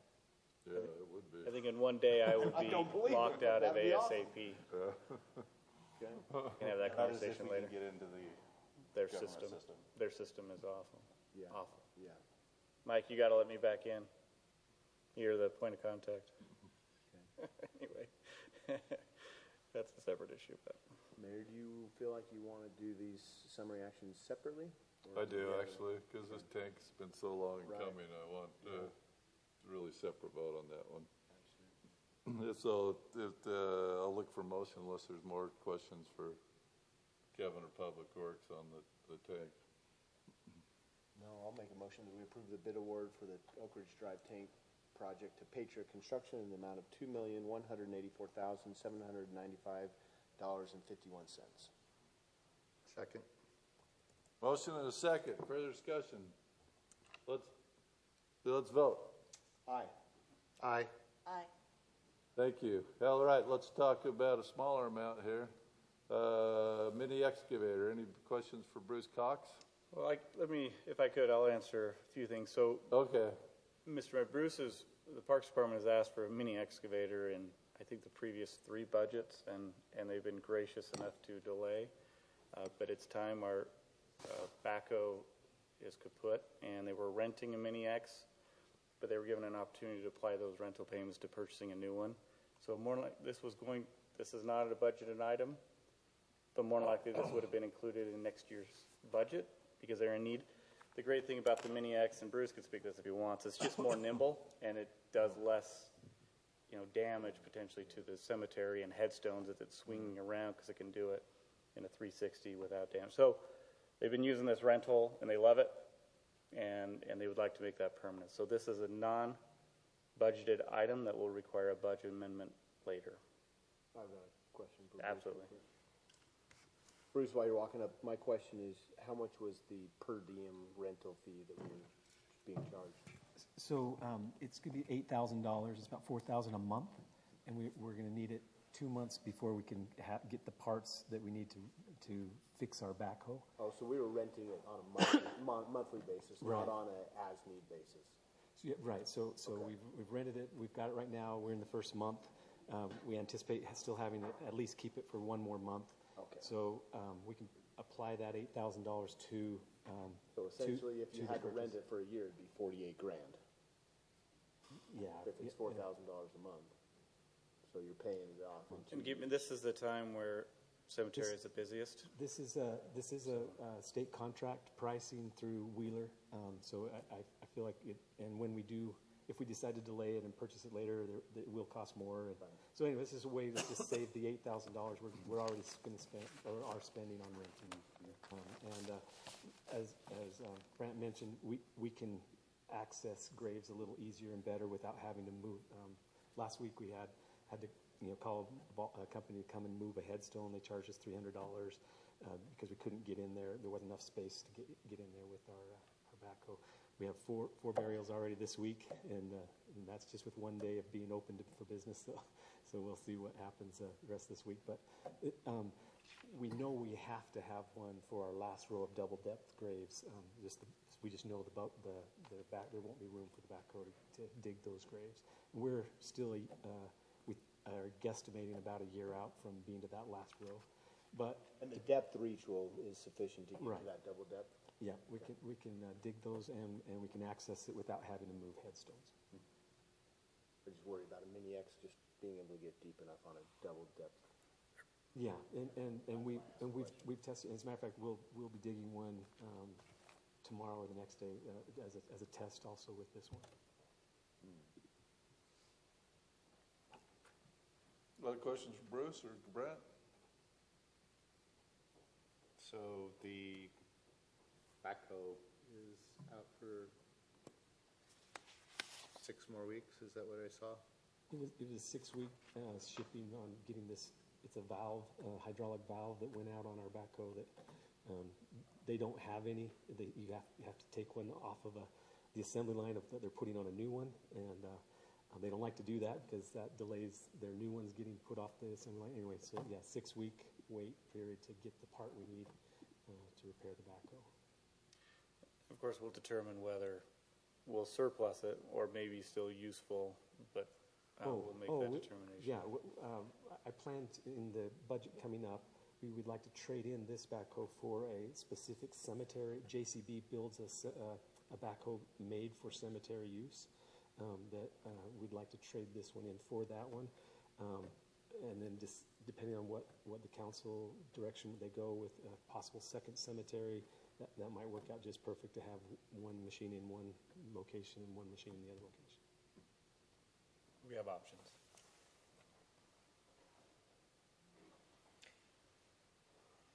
And where would approve?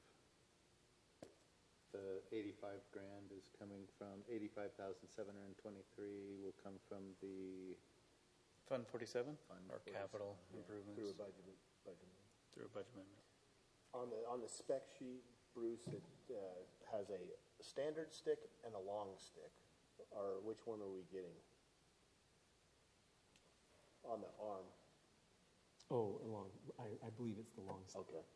I know it's max depth, I think, is 10 feet. So I think, I'm not sure on that. But and actually part of the reason for this coming before you, because it's over the threshold for policy, but also the machines that the company rents are not the same machine. So they need to know right away, if you're going to buy one, we need to bring you a brand new one that you're going to buy. If you're not, if you're going to keep renting, you'll just have to keep that machine you've got. So they need to kind of know as quick as we can let them know whether we're going to just rent this or buy it.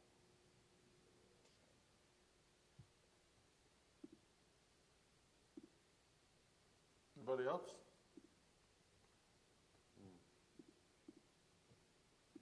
Nope, I'll make a motion that we approve the purchase of the Mini X for the Parks Department in the amount of $85,723. I'll second that. Motion to second.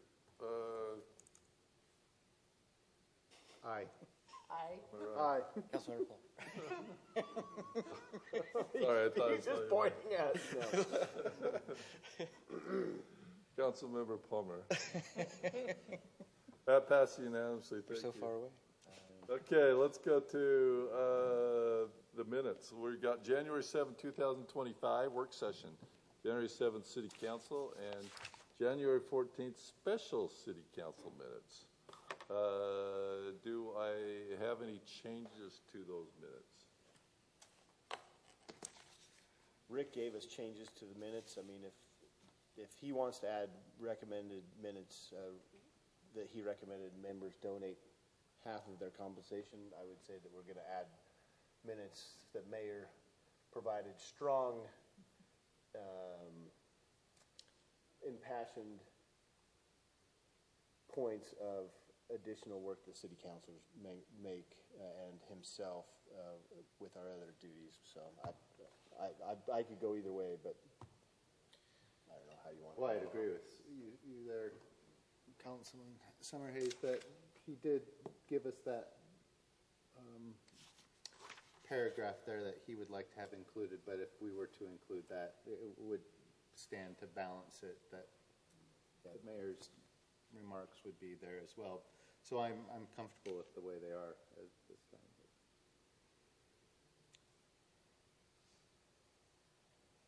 Okay. Robin, do you have any input? No. Do you care either way? No, I'm fine with that. All right, we have motion to, any other changes? Motion to approve the minutes?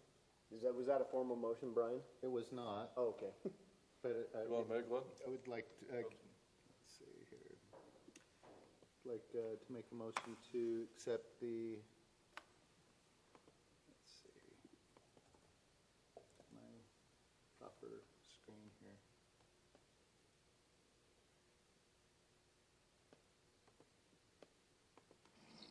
You're looking for the dates? Yeah. Motion to approve the January 7th, 2025 work session minutes, January 7th, 2025 city council minutes, and the January 14th, 2025 special city council minutes as they are currently. That's my motion. Are you gonna add this or not add this? I will not add it. Well, I thought that's what we heard from you too. Okay, Or did we not? yeah, that's So fine. you can amend his You can motion amend if it. you want. If you want to. I don't get a vote, but I feel strongly what these two council members said as well too. If you're going to put that in, you got to. Yeah, you do have to put it all in, so Yeah. it's fine, it's fine. Is that a second, Robin? Second, That's fine. it's fine. Okay, all in favor, aye? Aye. Opposed? Okay, let's go on. Nate, come on down. This is our quarterly financial report for December 2024.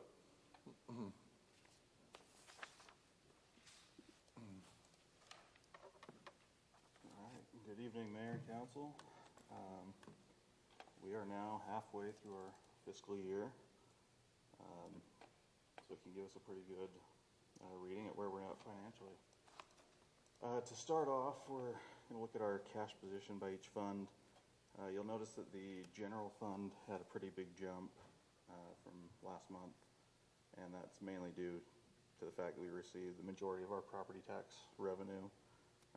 So we received about $1.6 million in property tax in December. The other thing you'll notice is our interest rate is slowly declining. And then something I didn't note on this paper, but just want to make mention, is our water fund. We're at $534,000 in cash right now, which is a little bit lower than where I would like to see it. We're aware that we have the reservoir project coming up.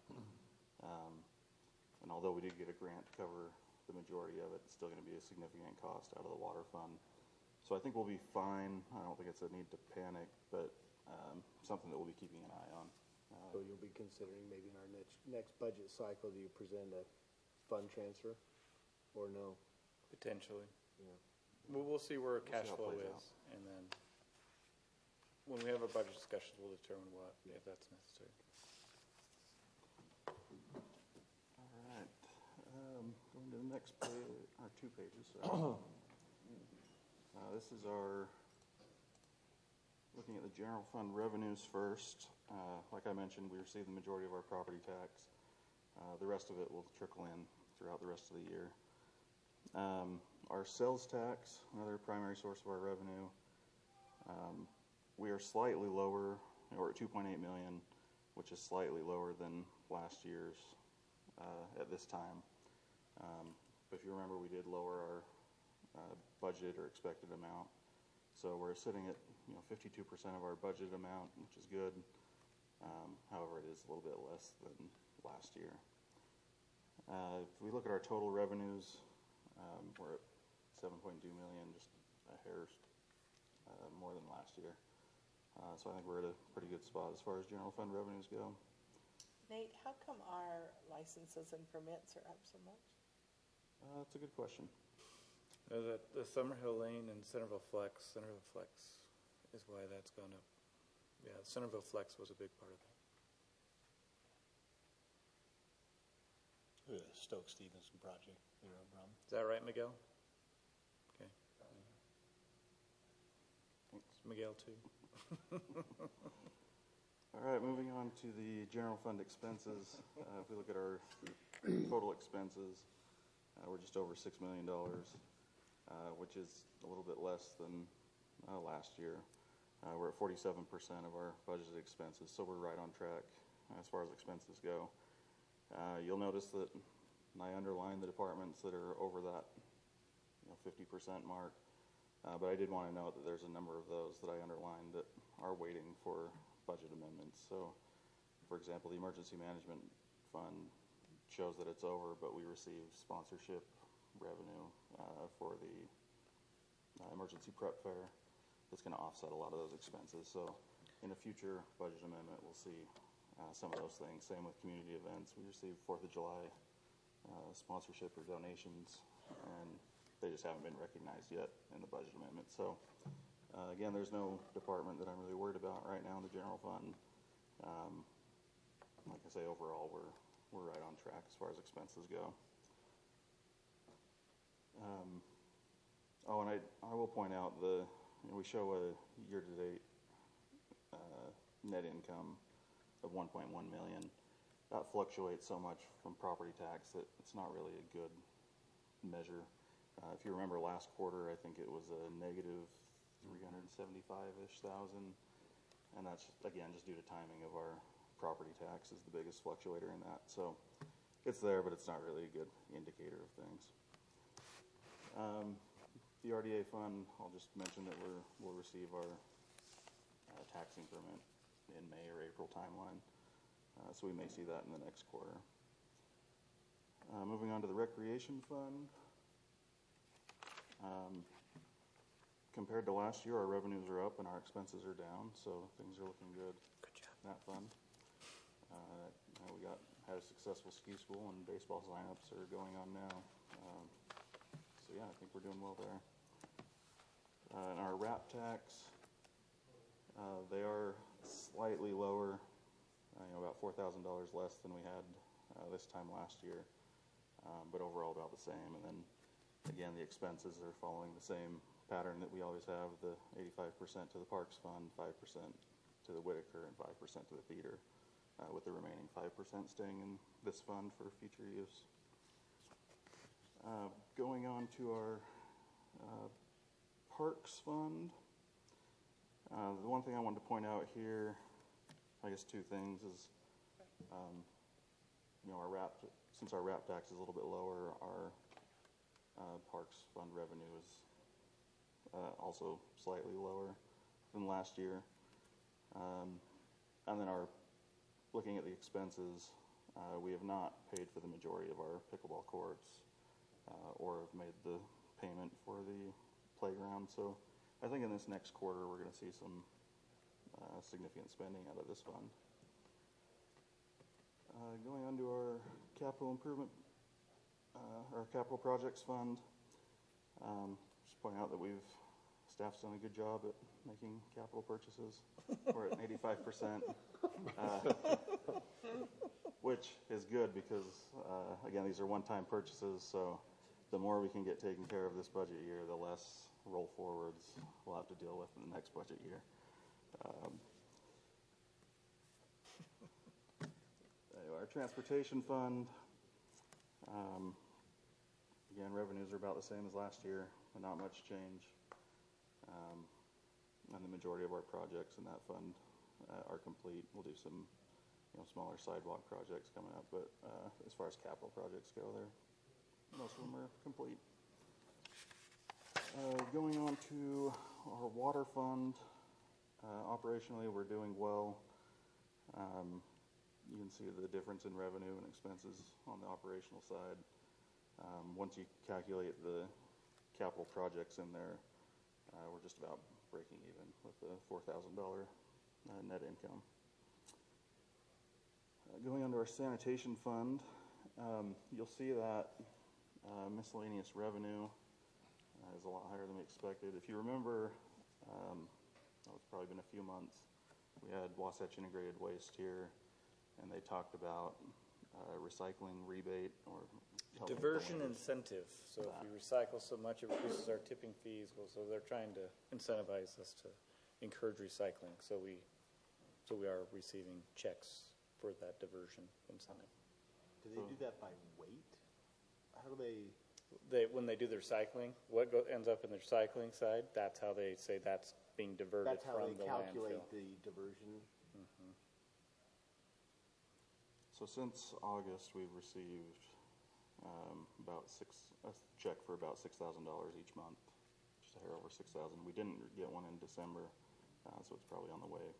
We may have received it at the beginning of January. I forgot to check, but Anyway, so about $6,000 a month from that, which was unexpected. And Again, this is one of those areas where we really start hitting the social media hard on recycling because we do benefit, right? There is a benefit to the budget, which gives, if we get that rebate coming back, I mean, that alleviates the potential need for an increase in that fund, which is possible.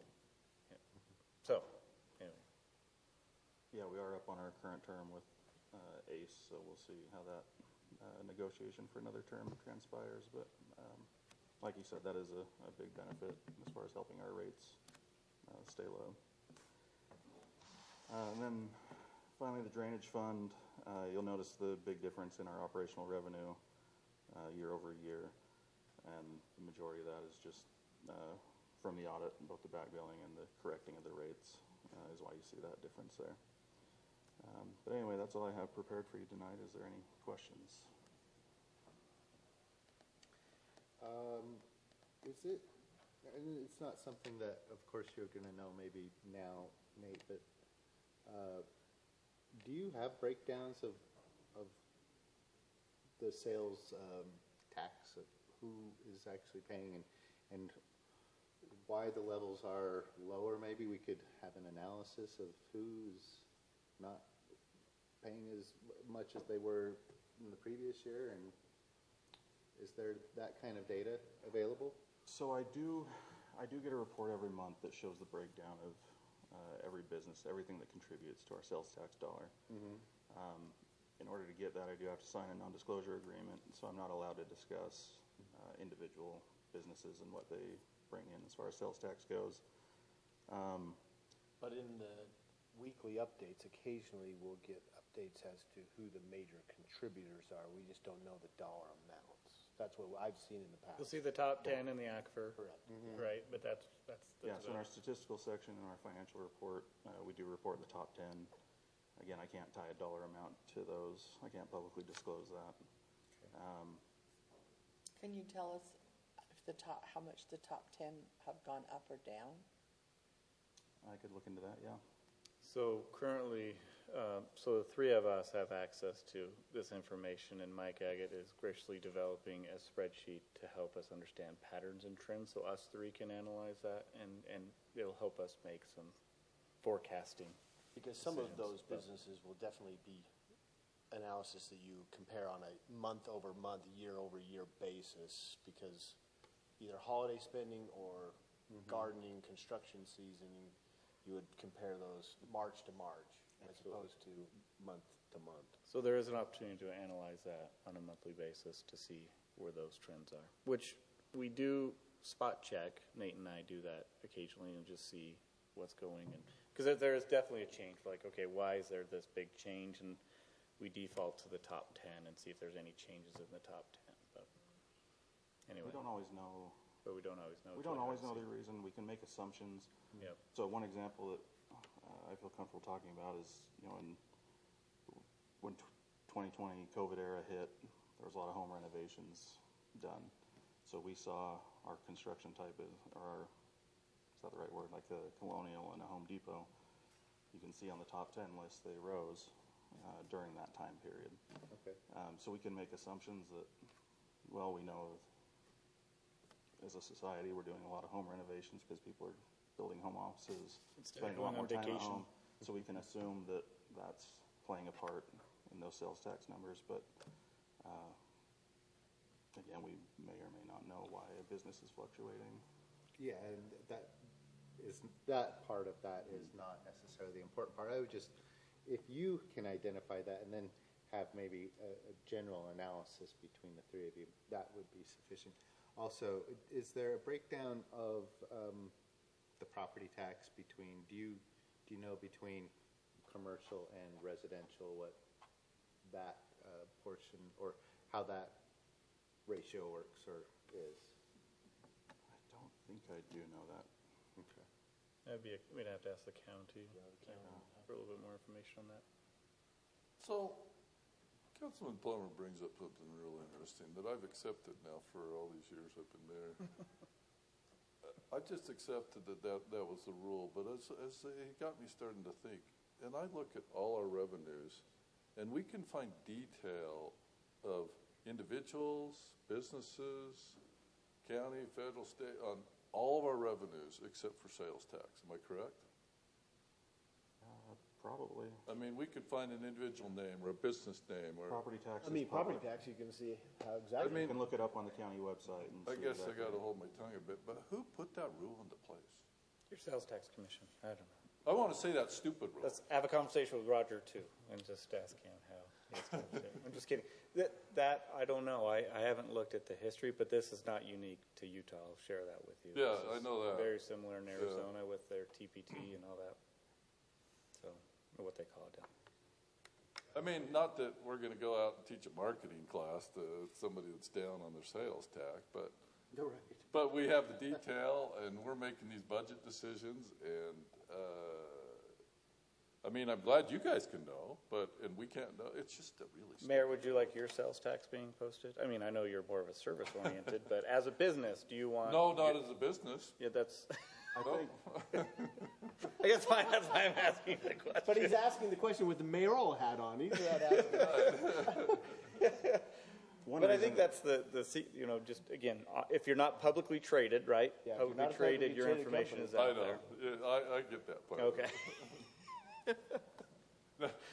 I'm not saying open it up to all the public, but and like your compensation. There's a lot of council members throughout the state, so somebody's going to blabber. Okay, so I guess it's best, Or anyway, you'll have non-disclosure agreements in place.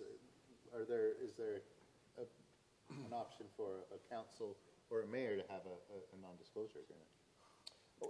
I would say that my guess partly is that if a council member has access to sales data, obviously it wouldn't affect it possibly on a private level. There's a lot of different reasons, but if you had access to public sales data, you may have proprietary insider knowledge for trading purposes, though we're a small little community. If you were a larger community, you could potentially profit off of that through almost like an insider trading type of that would be my guess. I don't know. Or if you wanted to set up Meekum's hair and tattoo studio and you wanted to compare how other businesses are doing, you would utilize that for personal gain, and that's obviously not what we're Again, in the business world, right, you have all these negotiations happening, acquire land and acquire businesses, and if they know their financial history, it might change the negotiations, right? So. And I agree with that. I agree with that, being a private business owner. But they're letting you guys know, and all the other city managers and finance directors know, and there's nothing to prohibit you guys from going to start a business, and using that. Well, it kind of is, right? I mean, we do have our ethics, and if we use the information we gather in this role, then it is an ethics violation. It'll be on their conflict of interest disclosure. We'll see what ownership they have.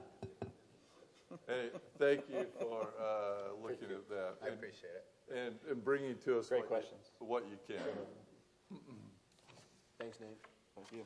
And thanks again for all the drainage, the call-outs, calls that you guys in Public Works are having to deal with. No problem. Thank you. You guys are doing great. Thanks, Nate. All right, Council. I was on the texting with Councilmember Heyman three times a day. She really wanted to be here, but she's working late at the office to prepare for a trial. She says that the mosquitoes don't do much during the winter. So I'll read the exact text, but that's what she basically said. So she didn't have a report there, and that the Whitaker Museum hadn't met. So she really didn't have. She chose to have a report this month. But did anything about anybody else have anything pressing on their committees before I go to mayor report? Okay. I'll skip over legislative stuff because we had a nice hour and a half discussion, and we'll keep you updated on that on a regular basis here the next couple months.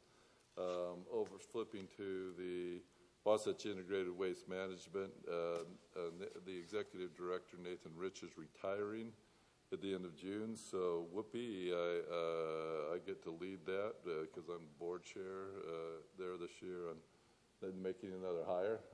There is a 19-member board, so the whole board's responsible because that's made up of 14 cities because Bountiful's not in, 3 county commissioners, Morgan City, and Morgan County.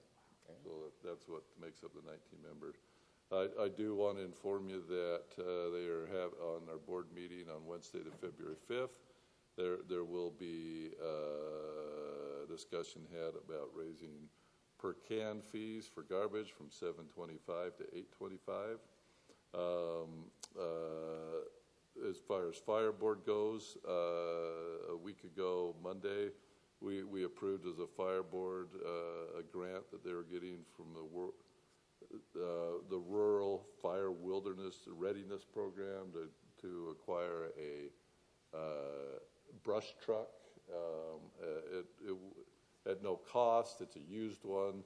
It will carry about 5 times as much water as a regular fire truck. They will potentially have maintenance fees, so it's something that the board approved, and I think they would have approved it anyway, but obviously that led to a lot of discussion of the California fires, which led me talking to Mike and saying that, I don't know if you guys know, but the fire hydrants aren't responsible. The fire department's not responsible to make fire hydrants ready. Cities are. And then we're under these requirements of, hey, we're not supposed to open them to waste water and blah, blah, blah. And it could break pipes. And, I mean, it's all valid reasons, but Mike has checked it out. We're going to have a personal meeting there because obviously it's firemen feel helpless when their truck holds hardly anything, and they go and they have dry hydrants. So that led to quite a discussion about that. Last thing is that Danny, Wendy Inkley, and Brant, and Haley, and myself all met, and we do have a little calendar of events for you this year. I mean, there's going to be more details forthcoming. They're committee chair, but we got the fireworks on Saturday night the 5th. This will be the last night of Christensen's contract, and then they're looking at Saturday activities in the park. There'll be some modifications of what they've done before. They're looking at a parade on Friday the 4th, and potentially some other things going on as well too. If they preliminary talked about some other ideas on the night of the 3rd as well too, but I'm not going to say any details on anything until they come out with more details at our next meeting. But you did want to feel date-wise what we were looking at, right? So I do know that the food committee truck, Haley's not here, individual has already been contacted by food trucks to make reservations. So yeah. So she's on that committee, yes. So I got the dates all correct, Bryce? Did I miss any? So yeah, I think. Thank you. Yeah, the dates are right. I think, just like the mayor said last year, for the double day, and then we'll be going forward for the single day, but then there's, I think a couple years down the road, we'll have another double day because 4th of July falls on Sunday, so we'll have some wiggle on that as well. But that's where we're at. But we met as a committee, and it seems like all the subcommittees are falling into place, and the Inkleys are going to have a co-chair committee as well, so that there can be some transition, so that they're not just committed to it forever, and in case something happens, then they have some backup. But I think for the most part, everything's on track. Yeah. So. Okay, that's my report. Any questions? All right, city manager report, Brent. Thanks, Mr. Mayor. I just have a couple of things. One item I think I've shared with a couple of you is city managers met on Wednesday with Weber Basin to discuss the water situation and potentially the legislation that's coming out. It was actually a very educational meeting, because in light of our conversation we had the night prior about multifamily housing, they did discuss multifamily housing in this meeting, and talking about the critical nature of yes, we should look into it from, we're talking about water usage, but there's kind of a break-even point, right? You can have so many units will equal a home with landscaping and all that, but then you go too many units, and then all of a sudden you're using more water than a residential home with landscaping. And that modeling would have to happen independently. We don't know what that would be unless you conduct a modeling. But it was really kind of fascinating to hear that. One of the items they brought up is when you, and Councilmember Meekum brought this up in the work session earlier, is when you flush your toilet, 98% of that makes it to the Great Salt Lake. So they brought, which is kind of fascinating. So we talk about a multi-family house. When you flush your toilet, 98% of that makes the Great Salt Lake. Not all that water, when you're irrigating your grass, makes it to the Great Salt Lake. Now, it refills your aquifers, but doesn't make it to the Great Salt Lake. So there's this, what is the balance that we're trying to strike here? So instead of cutting the city's water back, we should just require everybody to flush their toilet so many times a day. So they talked about that. So let's say you flush your toilet 18 times a day. We still have to get the water to you is the argument to that, right? So you still don't want to burden the system by flushing your toilet 18 times a day to get your water. But ultimately, what you kind of learn in this meeting is how aligned we really are in conservation efforts with Weaver Basin as they're trying to go through and finding ways to conserve water. We did talk about the Bear River project, which I appreciate Councilmember Hurst bringing that up. The legislation over the years has dwindled in not supporting that project as much, even though we've spent several $100 million to buy the piping or the right-of-way and acquire all the easements we need, which ultimately is to help support the growth that's being demanded by our state legislature. But also, Scott is saying you can get 95% of that water to the Great Salt Lake from that project. So you're supporting growth and you're still getting that water to Great Salt Lake. So some of the hold on that is if we build a reservoir or Bear River project, that water's not going to make it to the Great Salt Lake, and then it's going to dry up faster. Well, Scott's saying 95% of that will still get to the Great Salt Lake. And you're allowing homes to be built near that reservoir. So kind of fascinating to kind of talk about that. There's legislation that concerns them.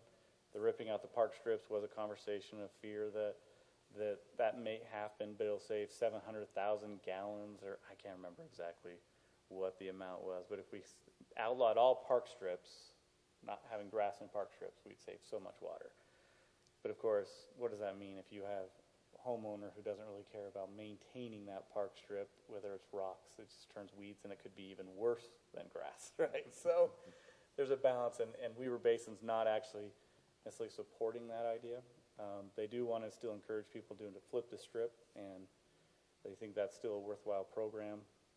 They did share that the allocation they receive every year is not being fully used. So there's always money left over each year for that program. So, I'm a flip the strip. I flipped mine to rocks and bushes, and it looks great. I'd rather have that than the grass, and I'd encourage other people to do that too.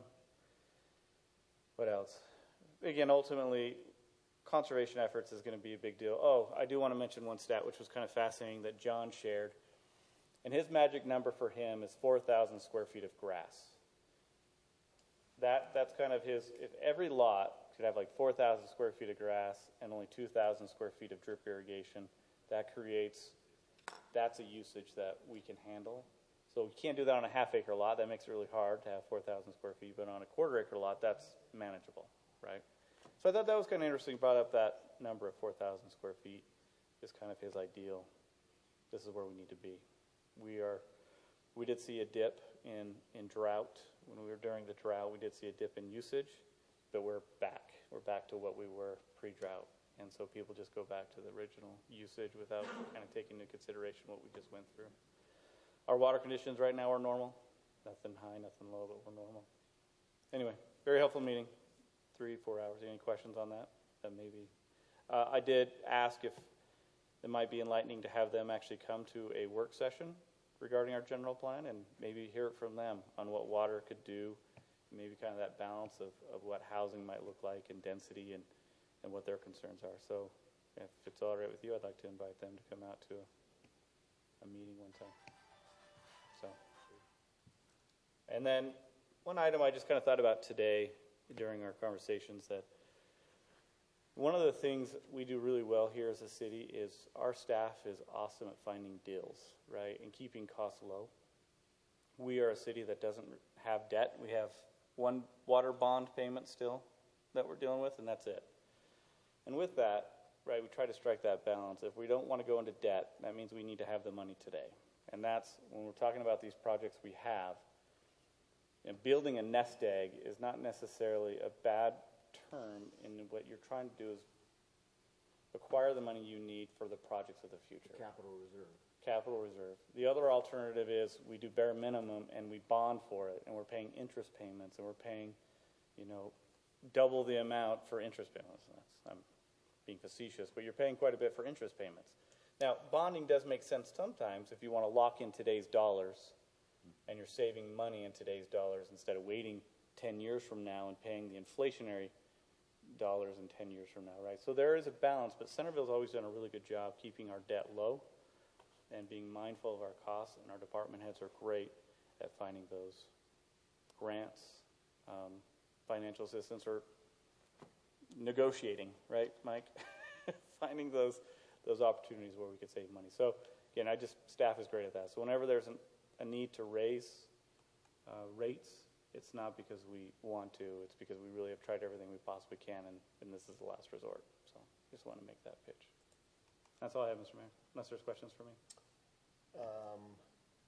Do we have any tentative dates for our budget retreat? Usually we've been doing that into March. Yeah, we do those in March, right? Get those on my calendar early. Yeah. Nate, do you have anything? I know we've talked about it. That's a good point, actually. It's going to be here before we know it. Yeah, because I got busy season, so I got to get them all down too. We have not discussed dates for it. Yeah. We're just trying to schedule our own dates to meet with department heads and get the worksheets from department heads, but we can discuss that right now. I mean, if we did the week of March 24th, typically we've done it on a Tuesday. Yeah, that's what we did. Last year we did Tuesday, March 26th Thursday. and 20, yeah, that's what I was just pulling up, 26 and 28. We did the 25th and 27th. Does council have any problem with those dates? And then we can check with staff later. March 26th is a planning commission night. Canceled. But we would be doing it Tuesday. That's a Wednesday night. That's a what? Sorry. Yeah, so we usually do it Tuesday and Wednesday. So we do Tuesday and Thursday. Yeah, Tuesday and Thursday. We give ourselves a break in between. That would work for me. Lisa. Tentatively, let us know quick if it's going to be different. Yeah, let's put it tentatively as the 25th and 27th, and if we come up with any issues with staff or anything else, we'll let you know. But that's great. And you can let us know if you have any issues. What are you saying, Bryce? He's saying it works great for him. Okay. Well, he's the one who takes care of us, so we need to make sure he's available. Anybody else, we'll work around, but Bryce is mandatory. Yeah, it's only 2 months away. Yep. And then the other question I had, what nights and until when does our ski school go? So we just had our second. Friday nights. So yeah, Friday nights, we just had our second Out of week. 7. Out of 7? Bryce, how many nights of ski school do we have? Sorry, I'm asking about ski school. Bryce? 5 Fridays. 5 Fridays. And we've already had 2. We've had 2, so we go till the first week of February. There you go. Okay. You're too old to participate. It's on my dime. It might be fun to go up there with them. No, it would be actually, yeah. Oh, you're thinking about going up there and joining them? That'd be cool. Yeah, why not? Yeah. Just text Haley, because we do have people that fall out, so like a parent or a kid. So you could text her and see if there's any openings you could ride up on the bus and get that experience. Councilor Summer is like, I want to go. I might go on my phone, yeah. Friday nights at Brighton. Yep. The bus experience has gotten There better over the there years, is an experience to the bus. but it's pretty amazing, the bus. Might not be a bad deal. It's hard to find parking up there. It is very It's true. But text her, she would love to have you. Okay. Thanks, Bryce. That's all. Any other questions for me? All right, that's all I have, Mr. Mayor. Thank you. Thank you, Brent. All right, I don't know of a closed session, so we'll look for an adjournment unless everybody has anything else. So moved. Second. Council's adjourned. Do you need a quick break?